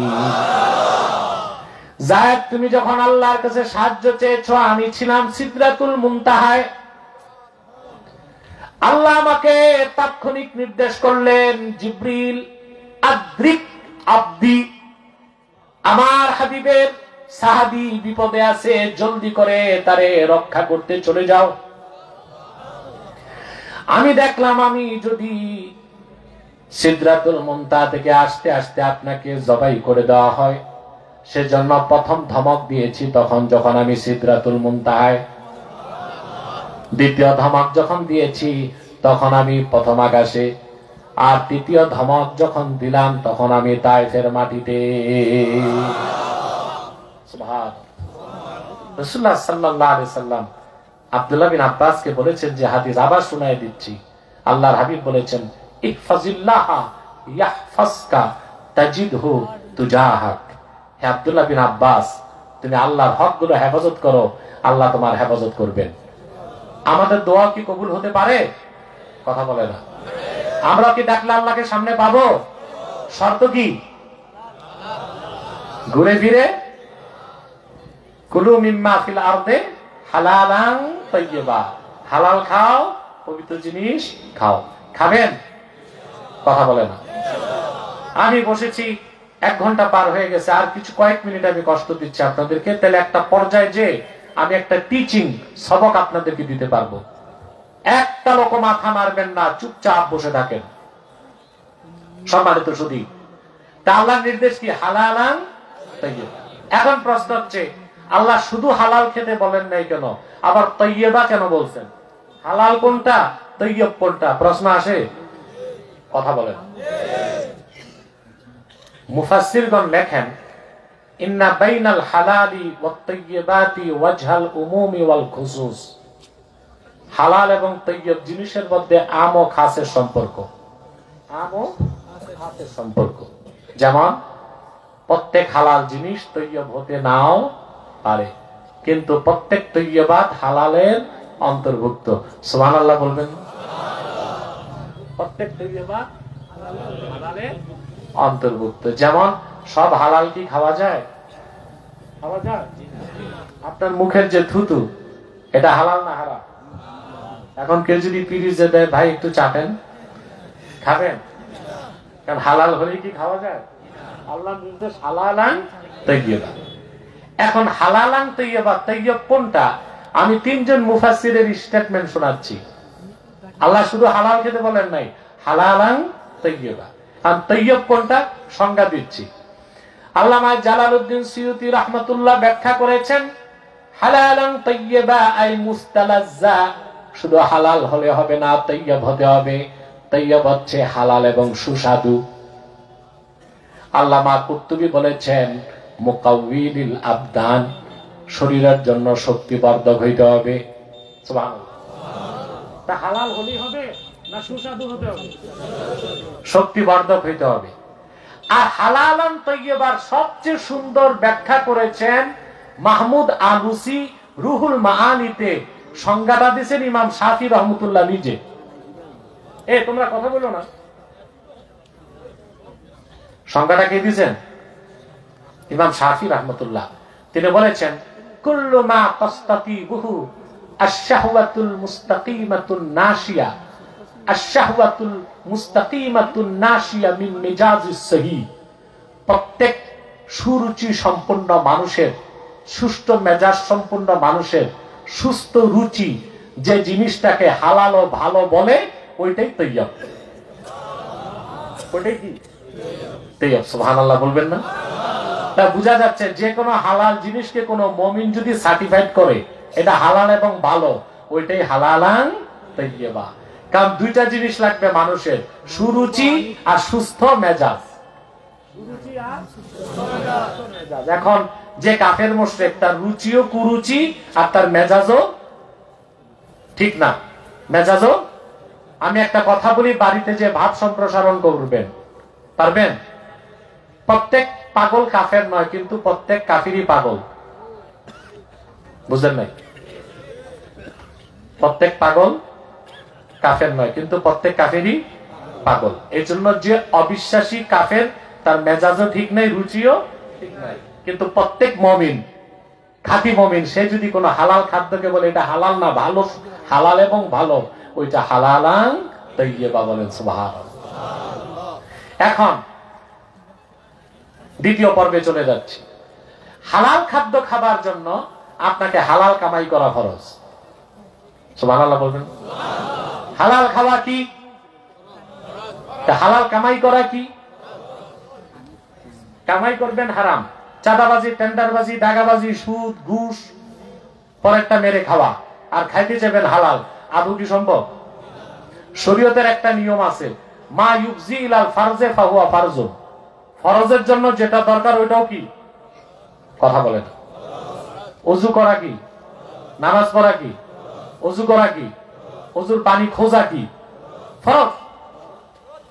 নামাজ পড়া কি? নামাজের আগে ওযু করা কি? আর ওযু করতে পানি খোঁজা কি? এই যে পানি না পাইলে তায়াম্মুম, তাৎক্ষণিক না, 1 মাইল জায়গা আপনাকে পানি খুঁজতে হবে। কতটুকু? তারপরে আপনাকে তায়াম্মুমের দিকে যেতে হবে। তাই নামাজ পড়া ফরজ, সেজন্য ওযু করা ফরজ, ওযুর জন্য পানি খোঁজা ফরজ। মুমিনের জন্য হালাল খাওয়া ফরজ, সেজন্য হালাল কামাই করা কি? আল্লাহর হাবিব সাল্লাল্লাহু আলাইহি সাল্লাম ইরশাদ করেছেন, কাসবুল হালালি ফরিদাতুন বাদাল ফরিদা। নামাজ ফরজের পর মুমিনের উপর সবচেয়ে বড় ফরজ হচ্ছে হালাল কামাই করা। সুবহান। নামাজের পর সবচেয়ে বড় ফরজ কি? কোরআন শরীফের দিকে তাকায় দেখেন, আল্লাহ রাব্বুল আলামিন বলেন, জুমার দিন যখন আজান হয়ে যায়, সুবহানাল্লাহ, ওয়া ইযা নুদিয়া লিস-সালাতি মিন ইয়াউমিল জুমুআহ ফাসআউ ইলা যিকরিল্লাহি ওয়া যারুল বাই'। জুমার দিন যখন আজান হয়ে যায়, ব্যবসা বাণিজ্য বন্ধ করো, আল্লাহর জিকিরে দৌড়াও। সেজন্য হানাফি সমস্ত ফুকাহা একমত, জুমার আজানের পর কেনা বেচা করা কি? মাকরু তাহরিমা, বাইয়ে ফাসেদ। বাইয়ে বাতিল না, বাইয়ে ফাসেদ। আপনারা কিন্তু এটা আমল করেন না।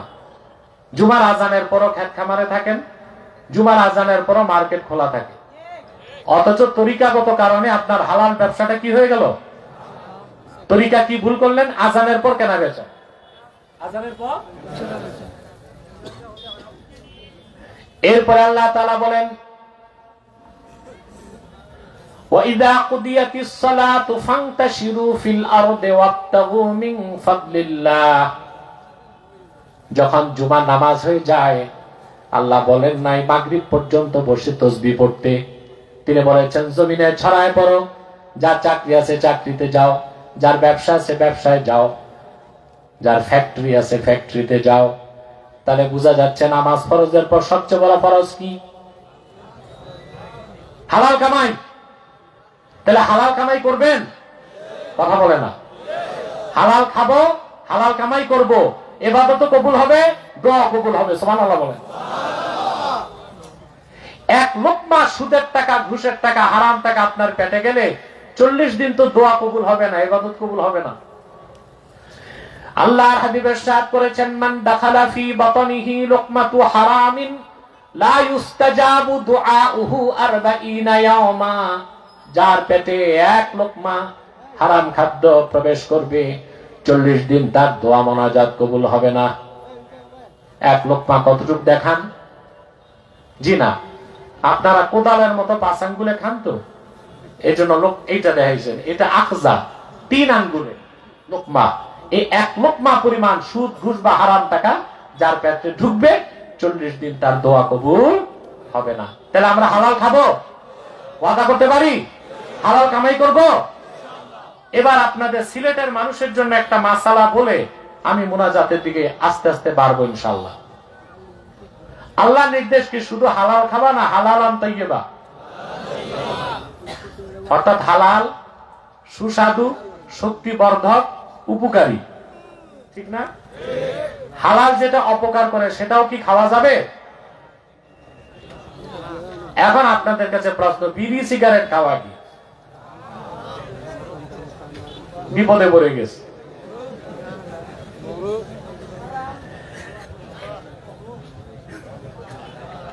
হারাম কি হালাল পরে দেখব।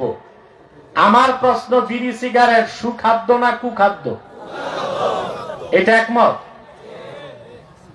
আল্লাহর নির্দেশ কি শুধু হালাল খাওয়া না সুখাদ্য? আল্লাহর নির্দেশ মানতে গেলে বিড়ি সিগারেট হোক্কা বর্জনীয় না গ্রহণীয়? তার তো ফতুয়া লাগে না, কথা বলেন। বিড়ি সিগারেট হালাল কি হারাম পরে দেখবো, কিন্তু খাদ্য এটা যে কুখাদ্য এতে তো সিলেটের আলেমদের ইখতিলাফ নাই, কথা বলেন। সিলেটের আলেমদের এই 2 বিভাগে একটু মতভেদ। কেউ বলে মুবাহ, কেউ বলে হারাম, কেউ বলে মাকরুহ তাহরিমা। তাহলে আমরা বিড়ি সিগারেট ছাড়বো তো? উলামায়ে আরবের ঐকমত, শুরবুদ দুখান, বিড়ি সিগারেট হারাম। আর উলামায়ে হিন্দ, জনপুর, দেওবন্দ, ফুরফুরা, অন্যান্য আহলুস সুন্নাহ আহলে হক, তাদের মতে বিড়ি সিগারেট মাকরুহ তাহরিমা। এখানে 4টা অনিষ্টতা পাওয়া যায়। কয়টা? ইন্নাল মালাইকাতা তাতাআযী মিম্মা ইয়াতাআযী মিনহু ইবনু আদম। বনি আদম যেই জিনিসে কষ্ট পায়, আল্লাহর রহমতের ফেরেশতারাও সেই জিনিসে কষ্ট পায়, পায় না? আপনি সিগারেট পান করলে পাশের লোকটার কষ্ট হয় কিনা? ফেরেশতার কষ্ট হয় কিনা? ফেরেশতাকে কষ্ট দেওয়া জায়েজ না না জায়েজ? যারা বিড়ি সিগারেট, চেইন স্মোকার, নিয়মিত বিড়ি সিগারেট টানে, একটার গোড়া একটা, আমি দেখেছি এদের মুখ থেকে ছোট বাচ্চাদের পেশাবের গন্ধ আসে। আলেম ওলামা দেখলে চকলেট একটা মুখে দেয়, তখন চকলেটের গন্ধ আর নিকোটিনের গন্ধ মিলে আরো উদ্ভট গন্ধ বেরোয়। 2, আল্লাহ কোরআন কারীমে বলেছেন, ওয়ালা তুলকু বিআইদিকুম ইলা তাহলুকা, তোমরা নিজেরা নিজেদেরকে ধ্বংসের দিকে ঠেলে দিও না। এর মানে আত্মহত্যা করা কি হারাম, নিজের ক্ষতি নিজে করা কি হারাম। বিজ্ঞানীরা বলেছে 4টা সিগারেটে যে পরিমাণ নিকোটিন আছে তা গ্লাসে চুবায় খেলে তাৎক্ষণিক মৃত্যু হবে, কিন্তু সিগারেট টানার কারণে ক্ষতিটা আস্তে আস্তে হয়। এই যে আপনি নিজের ক্ষতি নিজে সিগারেট টেনে করতেছেন, ফুসফুস, হার্ট, ব্রেন নষ্ট করতেছেন, এটা তো হারাম, কথা বলেন। এটা যে ক্ষতিকারক তাতে কারো ইখতিলাফ আছে? কারণ যারা বানায় ওরাই লিখে দিছে সংবিধিবদ্ধ সতর্কীকরণ, ধূমপান স্বাস্থ্যের জন্য। হায় হায় হায়, কোন বুদ্ধিমান এই কাজ করতে পারে? জেনে বুঝে বিষ খাচ্ছে, ঠিক কিনা? 3 নাম্বার অপচয়। আল্লাহ বলেছেন, ইন্নাল মুবাদদিরিনা কানু ইখওয়ানাশ শায়াতিন, অপচয়কারী শয়তানের ভাই। অনেকে ভ্যানসন সিগারেট খায়, 1 প্যাকেট। কত দাম 1 প্যাকেট? খাও খাও, তুমি খাও। এক প্যাকেট যদি 400 টাকা হয় তাহলে মাসে 12,000 টাকা, পুরাটাই তো আগুনে জ্বালাই দিল। অপচয় হয় কিনা? 4 নাম্বার হচ্ছে আবু দাউদ শরীফের হাদিস, রাসূল আকরাম সাল্লাল্লাহু আলাইহি ওয়াসাল্লাম ইরশাদ করেছেন, জাহান্নামীদের নিশানা হবে তাদের মুখে আগুন জ্বলবে। যারা বিড়ি সিগারেট টানে দূর থেকে দেখা যায় তাদের মুখে আগুন জ্বলে। তাশাব্বুহু বি আহলিন নার, জাহান্নামীদের সাদৃশ্য পাওয়া যায়। এই জন্য বিড়ি সিগারেট বর্জনীয়। তাহলে আমরা হালাল খাবো, শুধু হালাল না তৈয়বা? তাহলে হালাল খাবো, পবিত্র জিনিস খাবো, হালাল কামাই করব, আর সুদ ঘুষ সহ সকল হারামকে বর্জন করব। রাজি আছেন? সাদাকাল্লাহুল আযীম ওয়া সাদাকা রাসূলুহুন নবিয়ুল কারীম ওয়া নাহনু আলা যালিকা মিনাশ শাহিদিন ওয়াশ শাকিরিন আলহামদুলিল্লাহি রাব্বিল আলামিন। এই বসো। তোমরা কি আউলিয়া কেরাম নাকি যে দোয়া মুনাজাত লাগে না? আজকে আমরা মুনাজাত করে গুনাহ মাফ করে বাড়ি যাব ইনশাআল্লাহ। আমি বিদায় লগ্নে আপনাদেরকে একটি কথা বলবো। এখানে আপনারা বিভিন্ন দল ও মতের লোক আছেন না? আমাদের একটি বিষয় আপনারা অবগত আছেন, তাহরিকে খাতমে নবুয়ত বাংলাদেশের পক্ষ থেকে আমাদের একটা স্লোগান আছে, মাসলাক যার যার, দিন ইসলাম সবার। ঠিক না? মৌলিক ক্ষেত্রে সব মাসলাক এক। আপনাদের মরহুম পীর সাহেব আল্লামা আব্দুল লতিফ চৌধুরী রাহমাতুল্লাহি আলাইহি, ফুলতলির মরহুম পীর সাহেব, উনিও কিন্তু মৌলিক স্বার্থে বৃহত্তর সিলেটে সকল মাসলাককে নিয়েই কাজ করতেন। এটা ওনার স্নেহ ধন্য দোয়া প্রাপ্ত আমাদের আল্লামা আইনুল হুদা সাহেব ভালো বলতে পারবেন। তসলিমা নাসরিনের বিরুদ্ধে আন্দোলন, শাহজালাল বিশ্ববিদ্যালয়ের পক্ষে আন্দোলন, এই আন্দোলনগুলোতে ফুলতলির মরহুম পীর সাহেব সকল মাসলাককে নিয়ে করছেন না? এটাই কিন্তু জনপুরের, বদরপুরের আদর্শ। তবে আমি আমার মাসলাককে মজবুত ভাবে ধরে রাখবো, সকল মাসলাককে নিয়ে কাজ করবো, এটাই আমাদের নীতি। এখানে আপনারা বিভিন্ন মাসলাক আছে, কেউ আলিয়া, কেউ কওমি, কেউ সাদা টুপি, কেউ কালো টুপি, কেউ লম্বা টুপি, কেউ গোল টুপি, রাজনৈতিক মতাদর্শ ভিন্ন ভিন্ন আছে।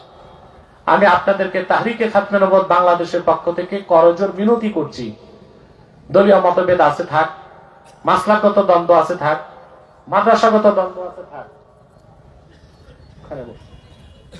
আমরা তিনটি স্বার্থে এক হয়ে যাব। রাজি আছেন? ইসলামের সুমহান স্বার্থ রক্ষায় আমরা ঐক্যবদ্ধ হয়ে যাব। মুসলমানদের মৌলিক দাবিগুলো আদায় আমরা এক হয়ে যাব, আর বাংলাদেশের স্বাধীনতা রক্ষায় আমরা ঐক্যবদ্ধ হব। আমাদের এই তিনটি স্বার্থের বিরুদ্ধে কাজ করতেছে বাংলাদেশে তিনটি অমুসলিম সম্প্রদায়। তার মধ্যে সবচেয়ে জঘন্য হচ্ছে কুখ্যাত কাদিয়ানী সম্প্রদায়। নিঃসন্দেহে তারা কাফের এবং অমুসলিম। তাদেরকে যারা কাফের বলবে না তারাও কাফের, কারণ তারা আল্লাহর আখিরি নবী আমার নূর নবীজি মুহাম্মদ সাল্লাল্লাহু আলাইহি সাল্লামকে আল্লাহ শেষ নবী হিসেবে বিশ্বাস করে না। চিল্লায় বলেন নাউজুবিল্লাহ। সেজন্য তারা কি কাফেরদেরকে যারা কাফের বলবে না তারা কি? তারা মানুষকে ধোঁকা দিচ্ছে। মুসলমানদের মতো দাড়ি রাখে, টুপি লাগায়, নাম রাখে, তাই বলি কি তারা মুসলমান হবে? দাড়ি রাখলেই কেউ যদি মুসলমান হতে পারত, তো রবীন্দ্রনাথ ঠাকুরের চেয়ে বড় মুসলমান কি হইত? সে কি মুসলিম ছিল? অমুসলিম। টুপি লাগালে মুসলমান হয়ে যায়? দিল্লি পার্লামেন্টে কংগ্রেসের হিন্দু এমপিরাও তো লম্বা টুপি লাগায়, মুসলিম হয়ে যাবে? নাম রাখলে মুসলমান হয়ে যায়? এক শয়তান বোতলে পেশাব করে উপরে নাম লেখছে শরবত, ওটা কি শরবত হবে? ভিতরে কি? তদ্রুপ কাদিয়ানীরা কাফের এবং অমুসলিম। আব্দুল আউয়াল, আব্দুস সামাদ, মোবাশ্বের আলী, কবির চৌধুরী, শাহরিয়ার কবির, নিঝুম মজুমদার, এসব নাম রাখার দ্বারা তারা মুসলমান হতে পারে না। আমার ভাইরা, আমার বন্ধুরা, আমার আল্লাহ ও নূর নবীজি আমার মুহাম্মদ মুস্তাফা সাল্লাল্লাহু আলাইহি ওয়াসাল্লামের ইসলাম ও কোরআনের হাজার হাজার হাজার বছর পরে বর্তমান ভারতের কুখ্যাত, পাঞ্জাবের কুখ্যাত, গুরুদাসপুরের কুখ্যাত কাদিয়ানি ইংরেজ আমলে এক শয়তান নিজকে নবী দাবি করছে। চিল্লায় বলেন নাউজুবিল্লাহ। শয়তানটার নাম রেখেছিল তার বাপ মির্জা গোলাম আহমদ কাদিয়ানি। সাবধান, তাকে গোলাম আহমদ বলা যাবে না, কারণ গোলাম আহমদ অর্থ আহমদ এর গোলাম। কোন কাফের কোনদিনও গোলাম আহমদ এর গোলাম হতে পারে না। আর কাদিয়ানের কাযযাব ছিল শেষ দরজার কুখ্যাত কাফের। সে গোলাম আহমদ এর গোলাম ছিল না, সে ছিল কুখ্যাত শয়তানের কুখ্যাত গোলাম। কাদিয়ানের কাযযাব মিথ্যা নবুয়তের দাবিদার মির্জা গোলাম শয়তান কাদিয়ানির উপর গজব এসেছে 1908 সালে। যখন গজব এসেছে, কাদিয়ানের কাযযাব মিথ্যা নবুয়তের দাবিদার মির্জা গোলাম শয়তান কাদিয়ানি 1908 সালে ধ্বংস হয়ে কুখ্যাত জাহান্নামের কুখ্যাত কুকুরে পরিণত হয়েছে। তার অনুসারীরা ধ্বংস হয়েছে। বর্তমানে কিছু কাদিয়ানি বাংলাদেশে আছে। ইতিমধ্যে তারা বাংলাদেশে 100 সেন্টার করে ফেলেছে। আপনাদের সুবহানীঘাটের কাছে সেন্টার করে ফেলেছে, সুনামগঞ্জ দিরাইতে সেন্টার করেছে, মৌলভীবাজারে সেন্টার করেছে, বিভিন্ন জায়গায় তারা সেন্টার করে ফেলেছে। এটা আপনাদের চরম ব্যর্থতা। নাম পরিবর্তন করে করে তারা মিথ্যা পরিচয় দেয়।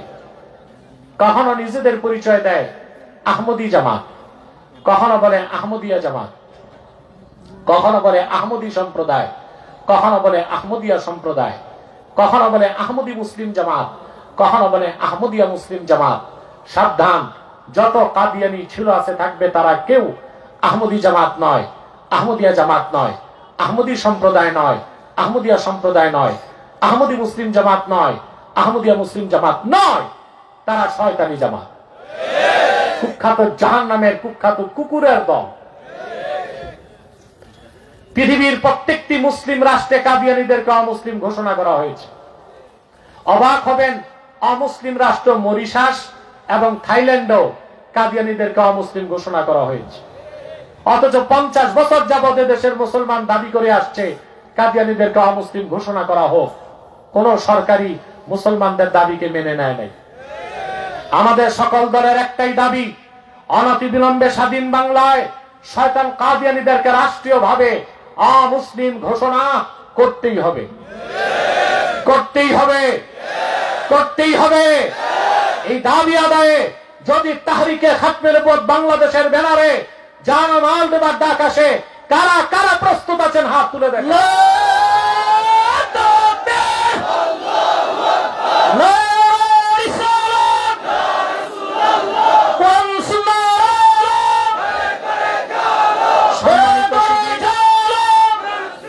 সম্মানিত সুধী, তাদেরকে অর্থনৈতিক সহযোগিতা করবেন না?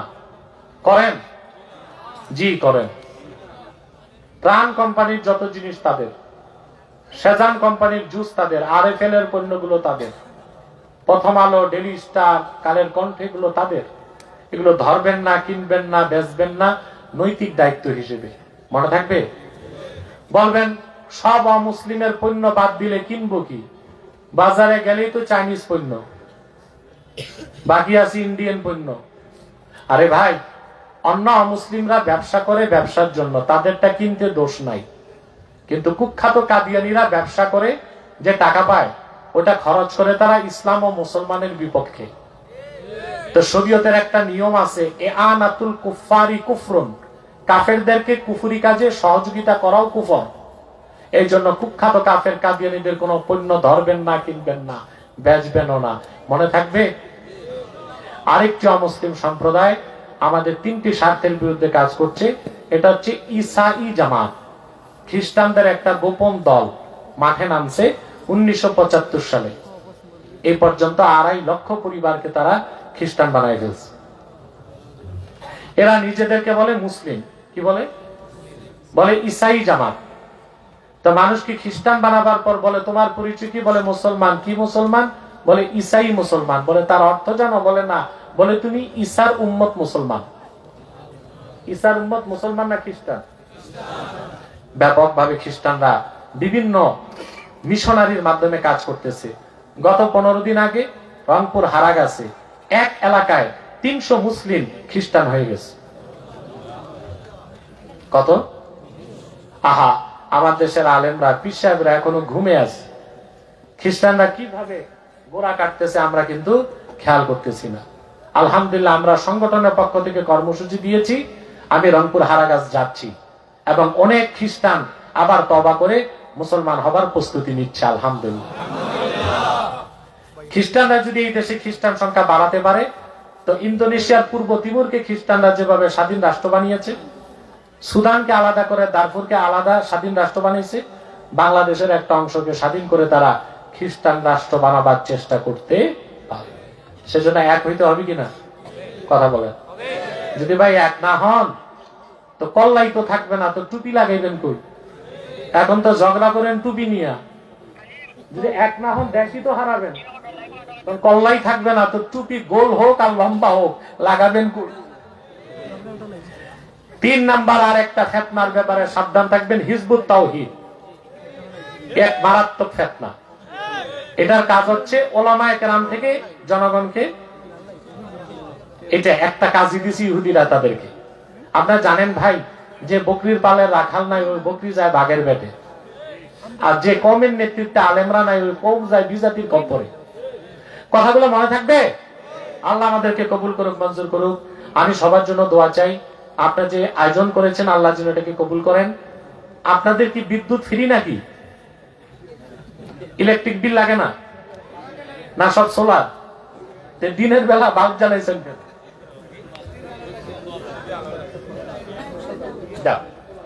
কয়েকটা প্রশ্ন এসছে, আমি উত্তর দিব, কথা বলে না? ঠিক আছে, তারপর মোনাজাত হবে ইনশাআল্লাহ। 11 বার ইস্তেগফার করুন, 1 বার সূরা ফাতিহা পড়ুন, 3 বার সূরা ইখলাস পড়ুন।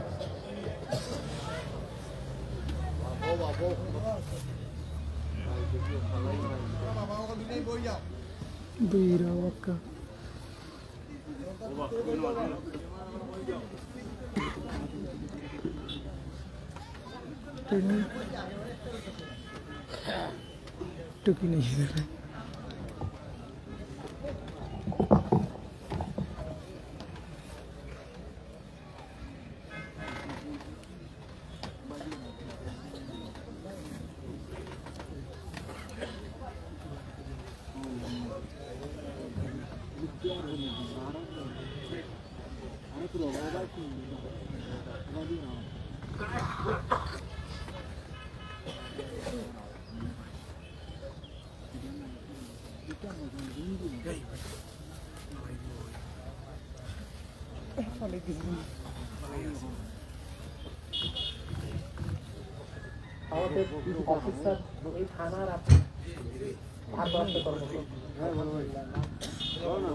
মাশাআল্লাহ, আমাদের এই কুলাউড়া থানা ভারপ্রাপ্ত কর্মকর্তা জনাব গোলাম আফসার সাহেব এসেছে। আলহামদুলিল্লাহ, ওনাকে এবং ওনার ফোর্স আছে, তাদের সবার জন্য আমরা দোয়া করব। আলহামদুলিল্লাহ বলে আল্লাহ তাদেরকে কবুল করুন। আরো যারা আছেন সবার, হ্যাঁ ভাইস চেয়ারম্যান কোথায়? চেয়ারম্যান মাশাআল্লাহ বর্তমান। যাক, এইরকম চেহারার উপজেলা চেয়ারম্যান হইলেই তো খুশি লাগে। আল্লাহ তাকে কবুল করুন। আরো যারা আছে আমার কমিটির ভাইরা, বিশেষ করে সবচেয়ে অবদান যুবকদের, আলহামদুলিল্লাহ ওরাই তো আমাদের সৈনিক, মাতো না? ওদের জন্য দোয়া করতে হবে, আল্লাহ যেন তাদেরকে গায়বী মদত করেন। আমাদের সভাপতি সাহেবের মেয়ে অসুস্থ, দোয়া করবেন আল্লাহ যেন কোরআনের মাহফিলের খাতিরে তার মেয়েকে সুস্থ করে দেন।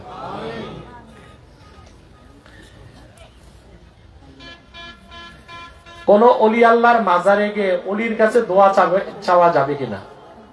দেখুন ভাই, কোন মুতাওয়াহিদ তাওহীদ পন্থী আল্লাহর কোন অলির কাছে যে সরাসরি কিছু চায় না, এটা শিরকি কাজ। কিন্তু দোয়া চাওয়া ভিন্ন জিনিস। জীবিত আল্লাহর ওলির কাছে যে যেমন দোয়া চাওয়া যায়, কথা বুঝেন না? তা আল্লাহওয়ালা নেককার বুজুর্গ ব্যক্তি জিয়ারতের পর বলা যায় যে আল্লাহর কাছে আপনি আমার জন্য এই দোয়াটা করে দেন। কথা বুঝতে পারছেন?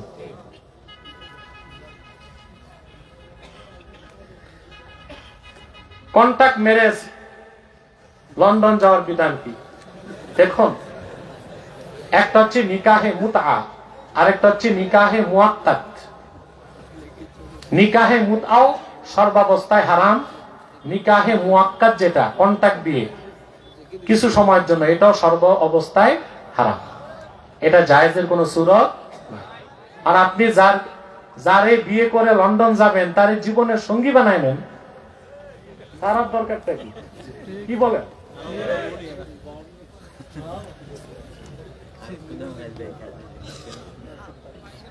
পিতা মাতা বা আল্লাহর ওলিদের মাজারে বসে কিংবা দাঁড়িয়ে কোরআন তেলাওয়াতের হুকুম কি? কোনো সমস্যা নাই, করা যাবে। ফাতোয়া শামিত ইবনে আবিদিন শামি লিখেছেন, সূরতটাই এভাবে উল্লেখ করছেন, কোন ব্যক্তি যদি কোন নেককার বুজুর্গ ব্যক্তির কবরে যায় তাহলে সে পায়ের কাছ দিয়ে ঘুরে চলে যাবে পশ্চিম দিকে। তারপরে আল্লাহ আল্লাহ বুজুর্গ ব্যক্তি বা পিতা মাতা যদি নেককার হয়, সিনাটা কবরের দিকেই থাকবে। কোন দিক? অবশ্য কেউ কেউ বলে কেবলার দিকে ঘুরতে হবে। ফতোয়া শামিতে একটা মত আসছে, ফতোয়া আলমগীরিতে, ইয়াস্তাকবিলুল কিবলাতা ওয়া ইয়াস্তাকবিরুল কাবরা, অর্থাৎ কবর জিয়ারতের সময় সিনাটা থাকবে কিবলার দিকে, পিঠ থাকবে কবরের দিকে। কিন্তু এই মতটা ফতোয়া না। ফতোয়া আলমগীরিতে এই মতটা কেন আসছে আমি আবার গবেষণা করে দেখছি। ফতোয়া আলমগীরি যখন লেখা হয়েছে বাদশাহ আলমগীরের যুগে না, কথা বলেন, তখন হিন্দুস্তানে কবর পূজা মাজার পূজা ব্যাপক বেড়ে গেছিল, বুঝলেন? মুজাদ্দেদ আল ফেসানি রাহমাতুল্লাহর আন্দোলন ছিলই তো শিরকের বিরুদ্ধে। তখন ওই শিরকি কাজ থেকে মানুষকে দূরে রাখার জন্য ফতোয়া আলমগীরিতে এই মতটা আসছে যে একেবারে জিয়ারতের সময় থাকবে কোন দিক? কিবলার দিকে সিনা থাকবে। আর যেখানে শিরকের কোনো সম্ভাবনা নাই ওখানে আদব হচ্ছে আল্লাহ আল্লাহ বুজুর্গ বা নেককার ব্যক্তির কবরের দিকে তাকাই কি করবে? জিয়ারত করবে। আমরা তো আর আল্লাহ আল্লাহ বুজুর্গ ব্যক্তির কাছে চাই না, আমাদের হাত কোন দিক? আমরা কি এমনে রাখি? এমনে। তো দ্বিতীয় কথা হচ্ছে ইবনে আবিদিন শামি বলেছেন, সিনা বরাবর দাঁড়ায়া ইয়াকরাউ সূরাতাল ফাতিহা ওয়া আয়াতাল কুরসি ওয়া সূরাতাল ইখলাস 11 মাররাত। ব্যক্তির সামনে, কবরবাসী নেককার ব্যক্তির সামনে দাঁড়িয়ে সূরা ফাতিহা পড়বে একবার, আয়াতুল কুরসি পড়বে একবার, সূরা ইখলাস পড়বে 11 বার। তারপর দোয়া করে আল্লাহর কাছে বলবে, আল্লাহুম্মা আউসিল মা করানা লিহাযাল মাইয়িত, আল্লাহ এই ব্যক্তির জন্য আমি যা পড়লাম সওয়াবটা তুমি তার রুহে পৌঁছায় দাও। তবে আল্লাহ আল্লাহ বুজুর্গ ব্যক্তিদের কবরে যে, বাবা মা আত্মীয় স্বজনের কবরে যে কোরআন তেলাওয়াত করা যাবে, জিকির ফিকির করা যাবে, তারপর দোয়াও করা যাবে তাদের জন্য।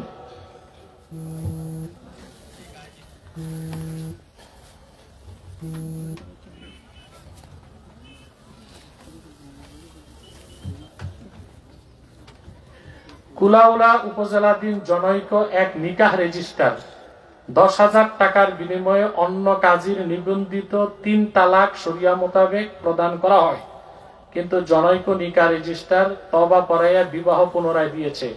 শায়েখ 3 তালাক প্রদান করার পরে পুনরায় বিবাহ হবে কেন? সম্পূর্ণ নাজায়েজ ও হারাম। তালাক যদি 3 তালাক হয়ে যায় এটা একেবারে হারাম, একেবারে কি? ওই স্বামী আর তাকে গ্রহণ করতে পারবে না। একটা সূরত আছে গ্রহণের, সেটা কি? ইদ্যত পালনের পর এই মহিলা অন্যত্র বিয়ে বসবে। ওই স্বামী কোনো কারণে তাকে যদি আবার ছেড়ে দেয়, ইদ্যত পালনের পর আবার প্রথম স্বামী বিয়ে করতে পারবে। এছাড়া তাৎক্ষণিক তালাকের পর আবার তওবা করায় বিয়ে পড়িয়ে দেওয়া হারাম, নাজায়েজ। যে কাজী তো বলা যাবে না, পাজি যেই কাজটা করছে ওরে দৌড়া লাগান দরকার, ও জেনার কাজ করে দিছে। তারপরে এটা তো হয়েছে।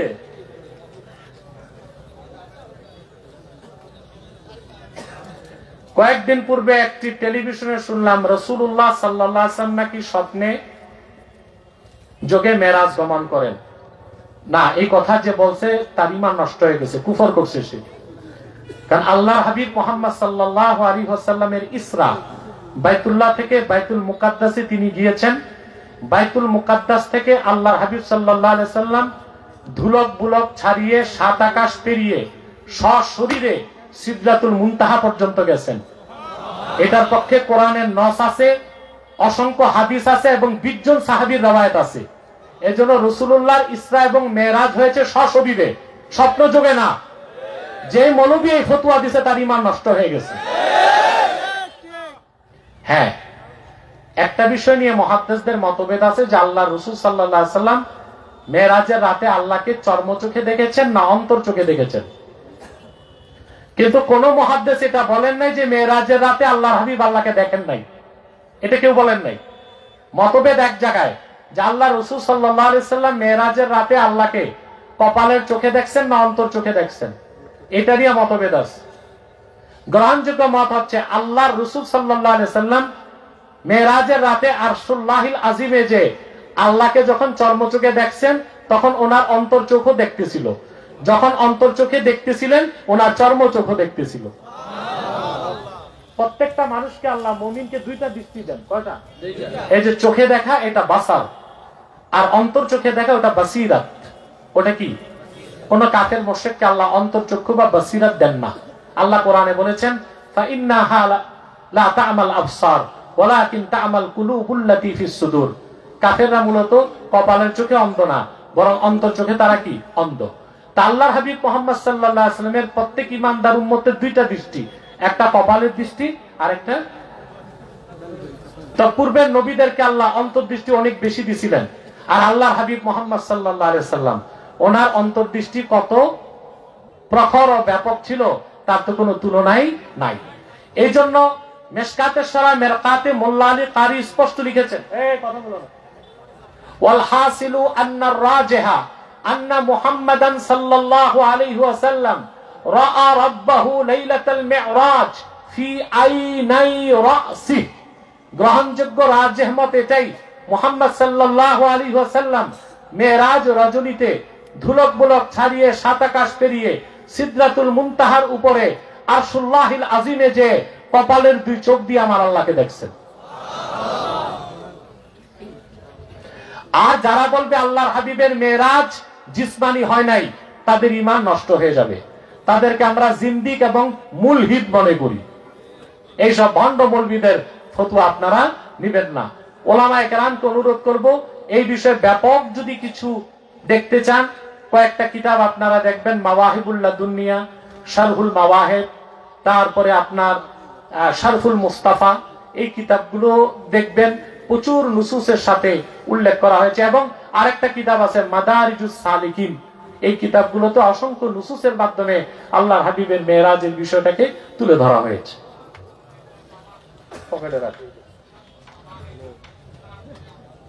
তারাবির নামাজের রাকাত সংখ্যা নিয়ে বিভ্রান্ত ছড়ানো হয়। তারাবির নামাজ সুন্নত কত রাকাত? মসজিদে যে জামাতের সাথে 20 রাকাত তারাবির নামাজ পড়া সুন্নতে মুআক্কাদা। মসজিদে যে জামাতের সাথে তারাবির নামাজ 20 রাকাত পড়া সুন্নতে মুআক্কাদা। হযরত ওমর যখন এই সিদ্ধান্ত নিয়েছেন সকল সাহাবী একমত ছিলেন, কেউ কোনো বিরোধিতা করেন নাই। আল্লাহর হাবিব সাল্লাল্লাহু আলাইহি ওয়াসাল্লাম বলেছেন আলাইকুম বিসুন্নতি ওয়া সুন্নাতিল খুলাফায়ে রাশিদিন আল মাহদিয়িন। আমার সুন্নত মানা তোমাদের জন্য যেমন আবশ্যক, আমার 4 খলিফা আবু বকর, ওমর, ওসমান, আলী তাদের সুন্নতের অনুসরণও তোমাদের উপর আবশ্যক। আসুন আমরা একটু সালাত ও সালাম পরে দোয়া করি, যেন আল্লাহ আমাদের দোয়া কবুল করেন। পারবো না ভাই? মহব্বতে সাল্লাল্লাহু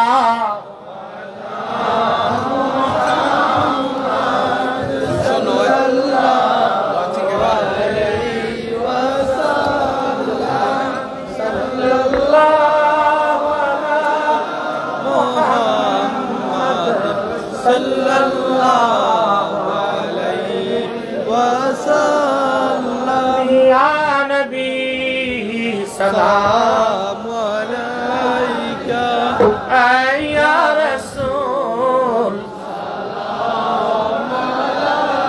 يا حبيب سلام عليك صلوات الله عليك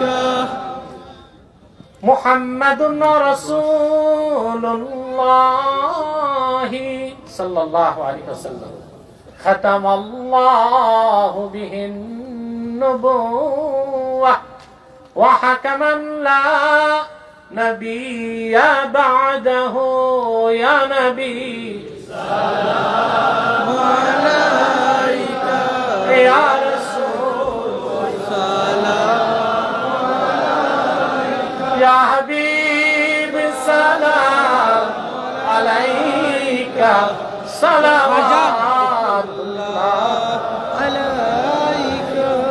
بلغ العلا بكماله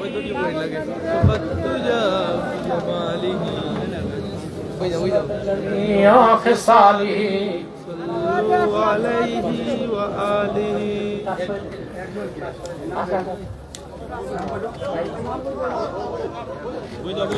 সম্মানিত উপস্থিতি, আমাদের হরফি লতুফিয়া সত্তারশামেলা মাদ্রাসা থেকে এই বছর 4 জন হিফজ সম্পন্ন করেছেন। আমরা তাদের পরিচয় ঘোষণা করছি এবং আমাদের প্রধান অতিথি মহোদয়ের কাছ থেকে পাগড়ি গ্রহণ করছেন মোহাম্মদ ফাহিম সিদ্দিকী, পিতা মোহাম্মদ সায়েদ মিয়া সিদ্দিকী, গ্রাম হরিপুর, কুলাউড়া মৌলভীবাজার। মোহাম্মদ ফুয়াদউদ্দিন, পিতা মোহাম্মদ আদিরউদ্দিন, গ্রাম কৌলা, থানা কুলাউড়া মৌলভীবাজার।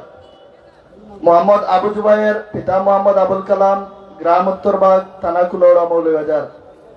মোহাম্মদ ইয়াকুব আহমেদ, পিতা আব্দুল মালিক, গ্রাম সাতরা, কুলাউড়া মৌলভীবাজার। 4 জন এই বছর আমাদের মাদ্রাসা থেকে হিফজ সম্পন্ন করেছেন। ওনাদেরকে পাগড়ি প্রদান করছেন আজকের ওয়াজ মাহফিলের সম্মানিত প্রধান অতিথি মহোদয় এবং আমাদের মাদ্রাসার হিফজ প্রধান শিক্ষক হযরত মাওলানা হাফিজুর রহমান সিদ্দিকী ও মাদ্রাসার প্রতিষ্ঠাতা জনাব আব্দুল সত্তার সিদ্দিকী সাহেব।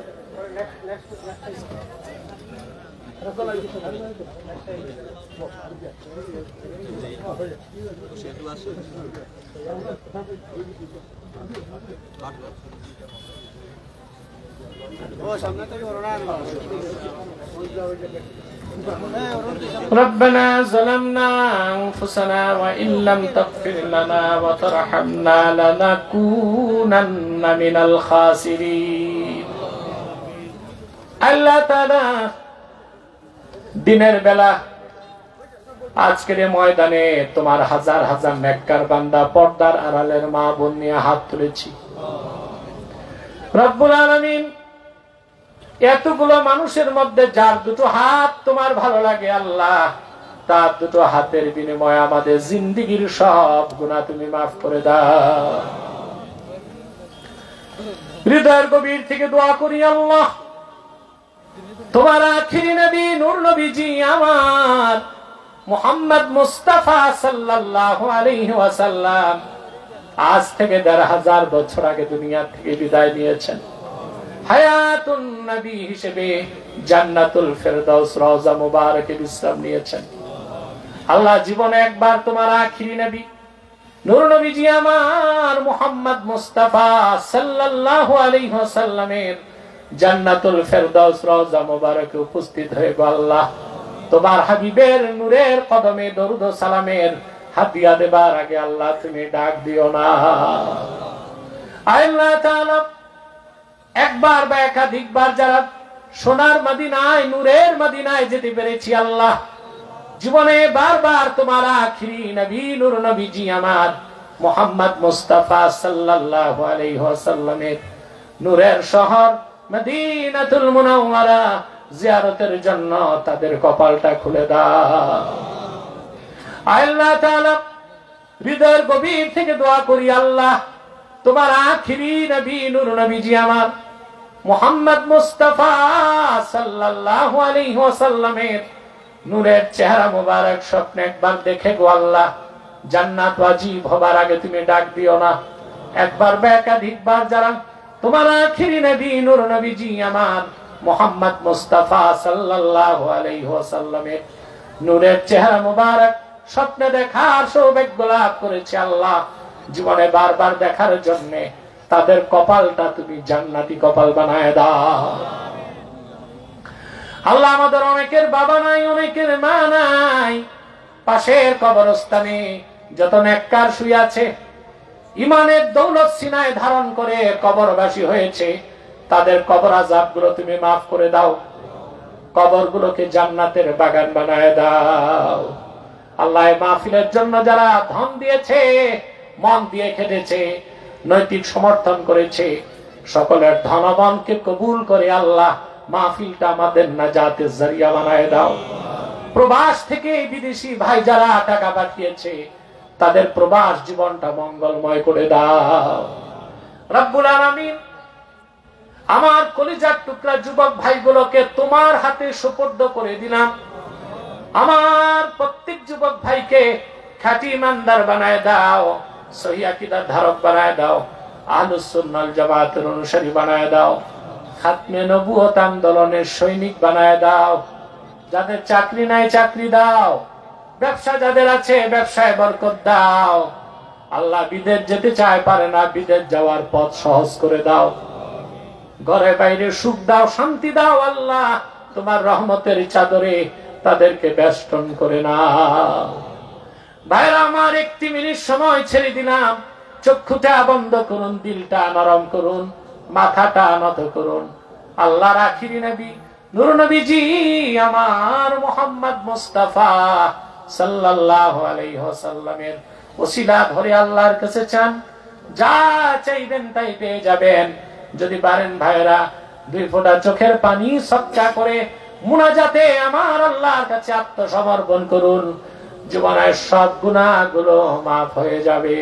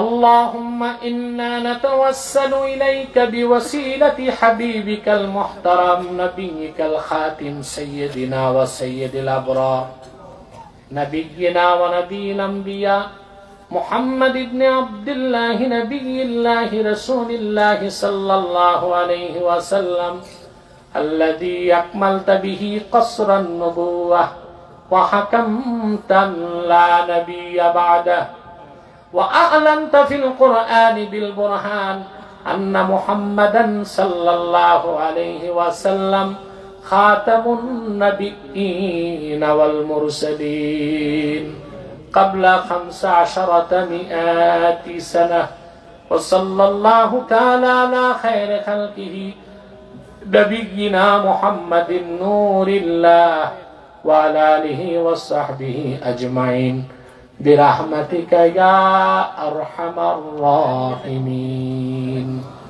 السلام عليكم ورحمة الله تعالى وبركاته السلام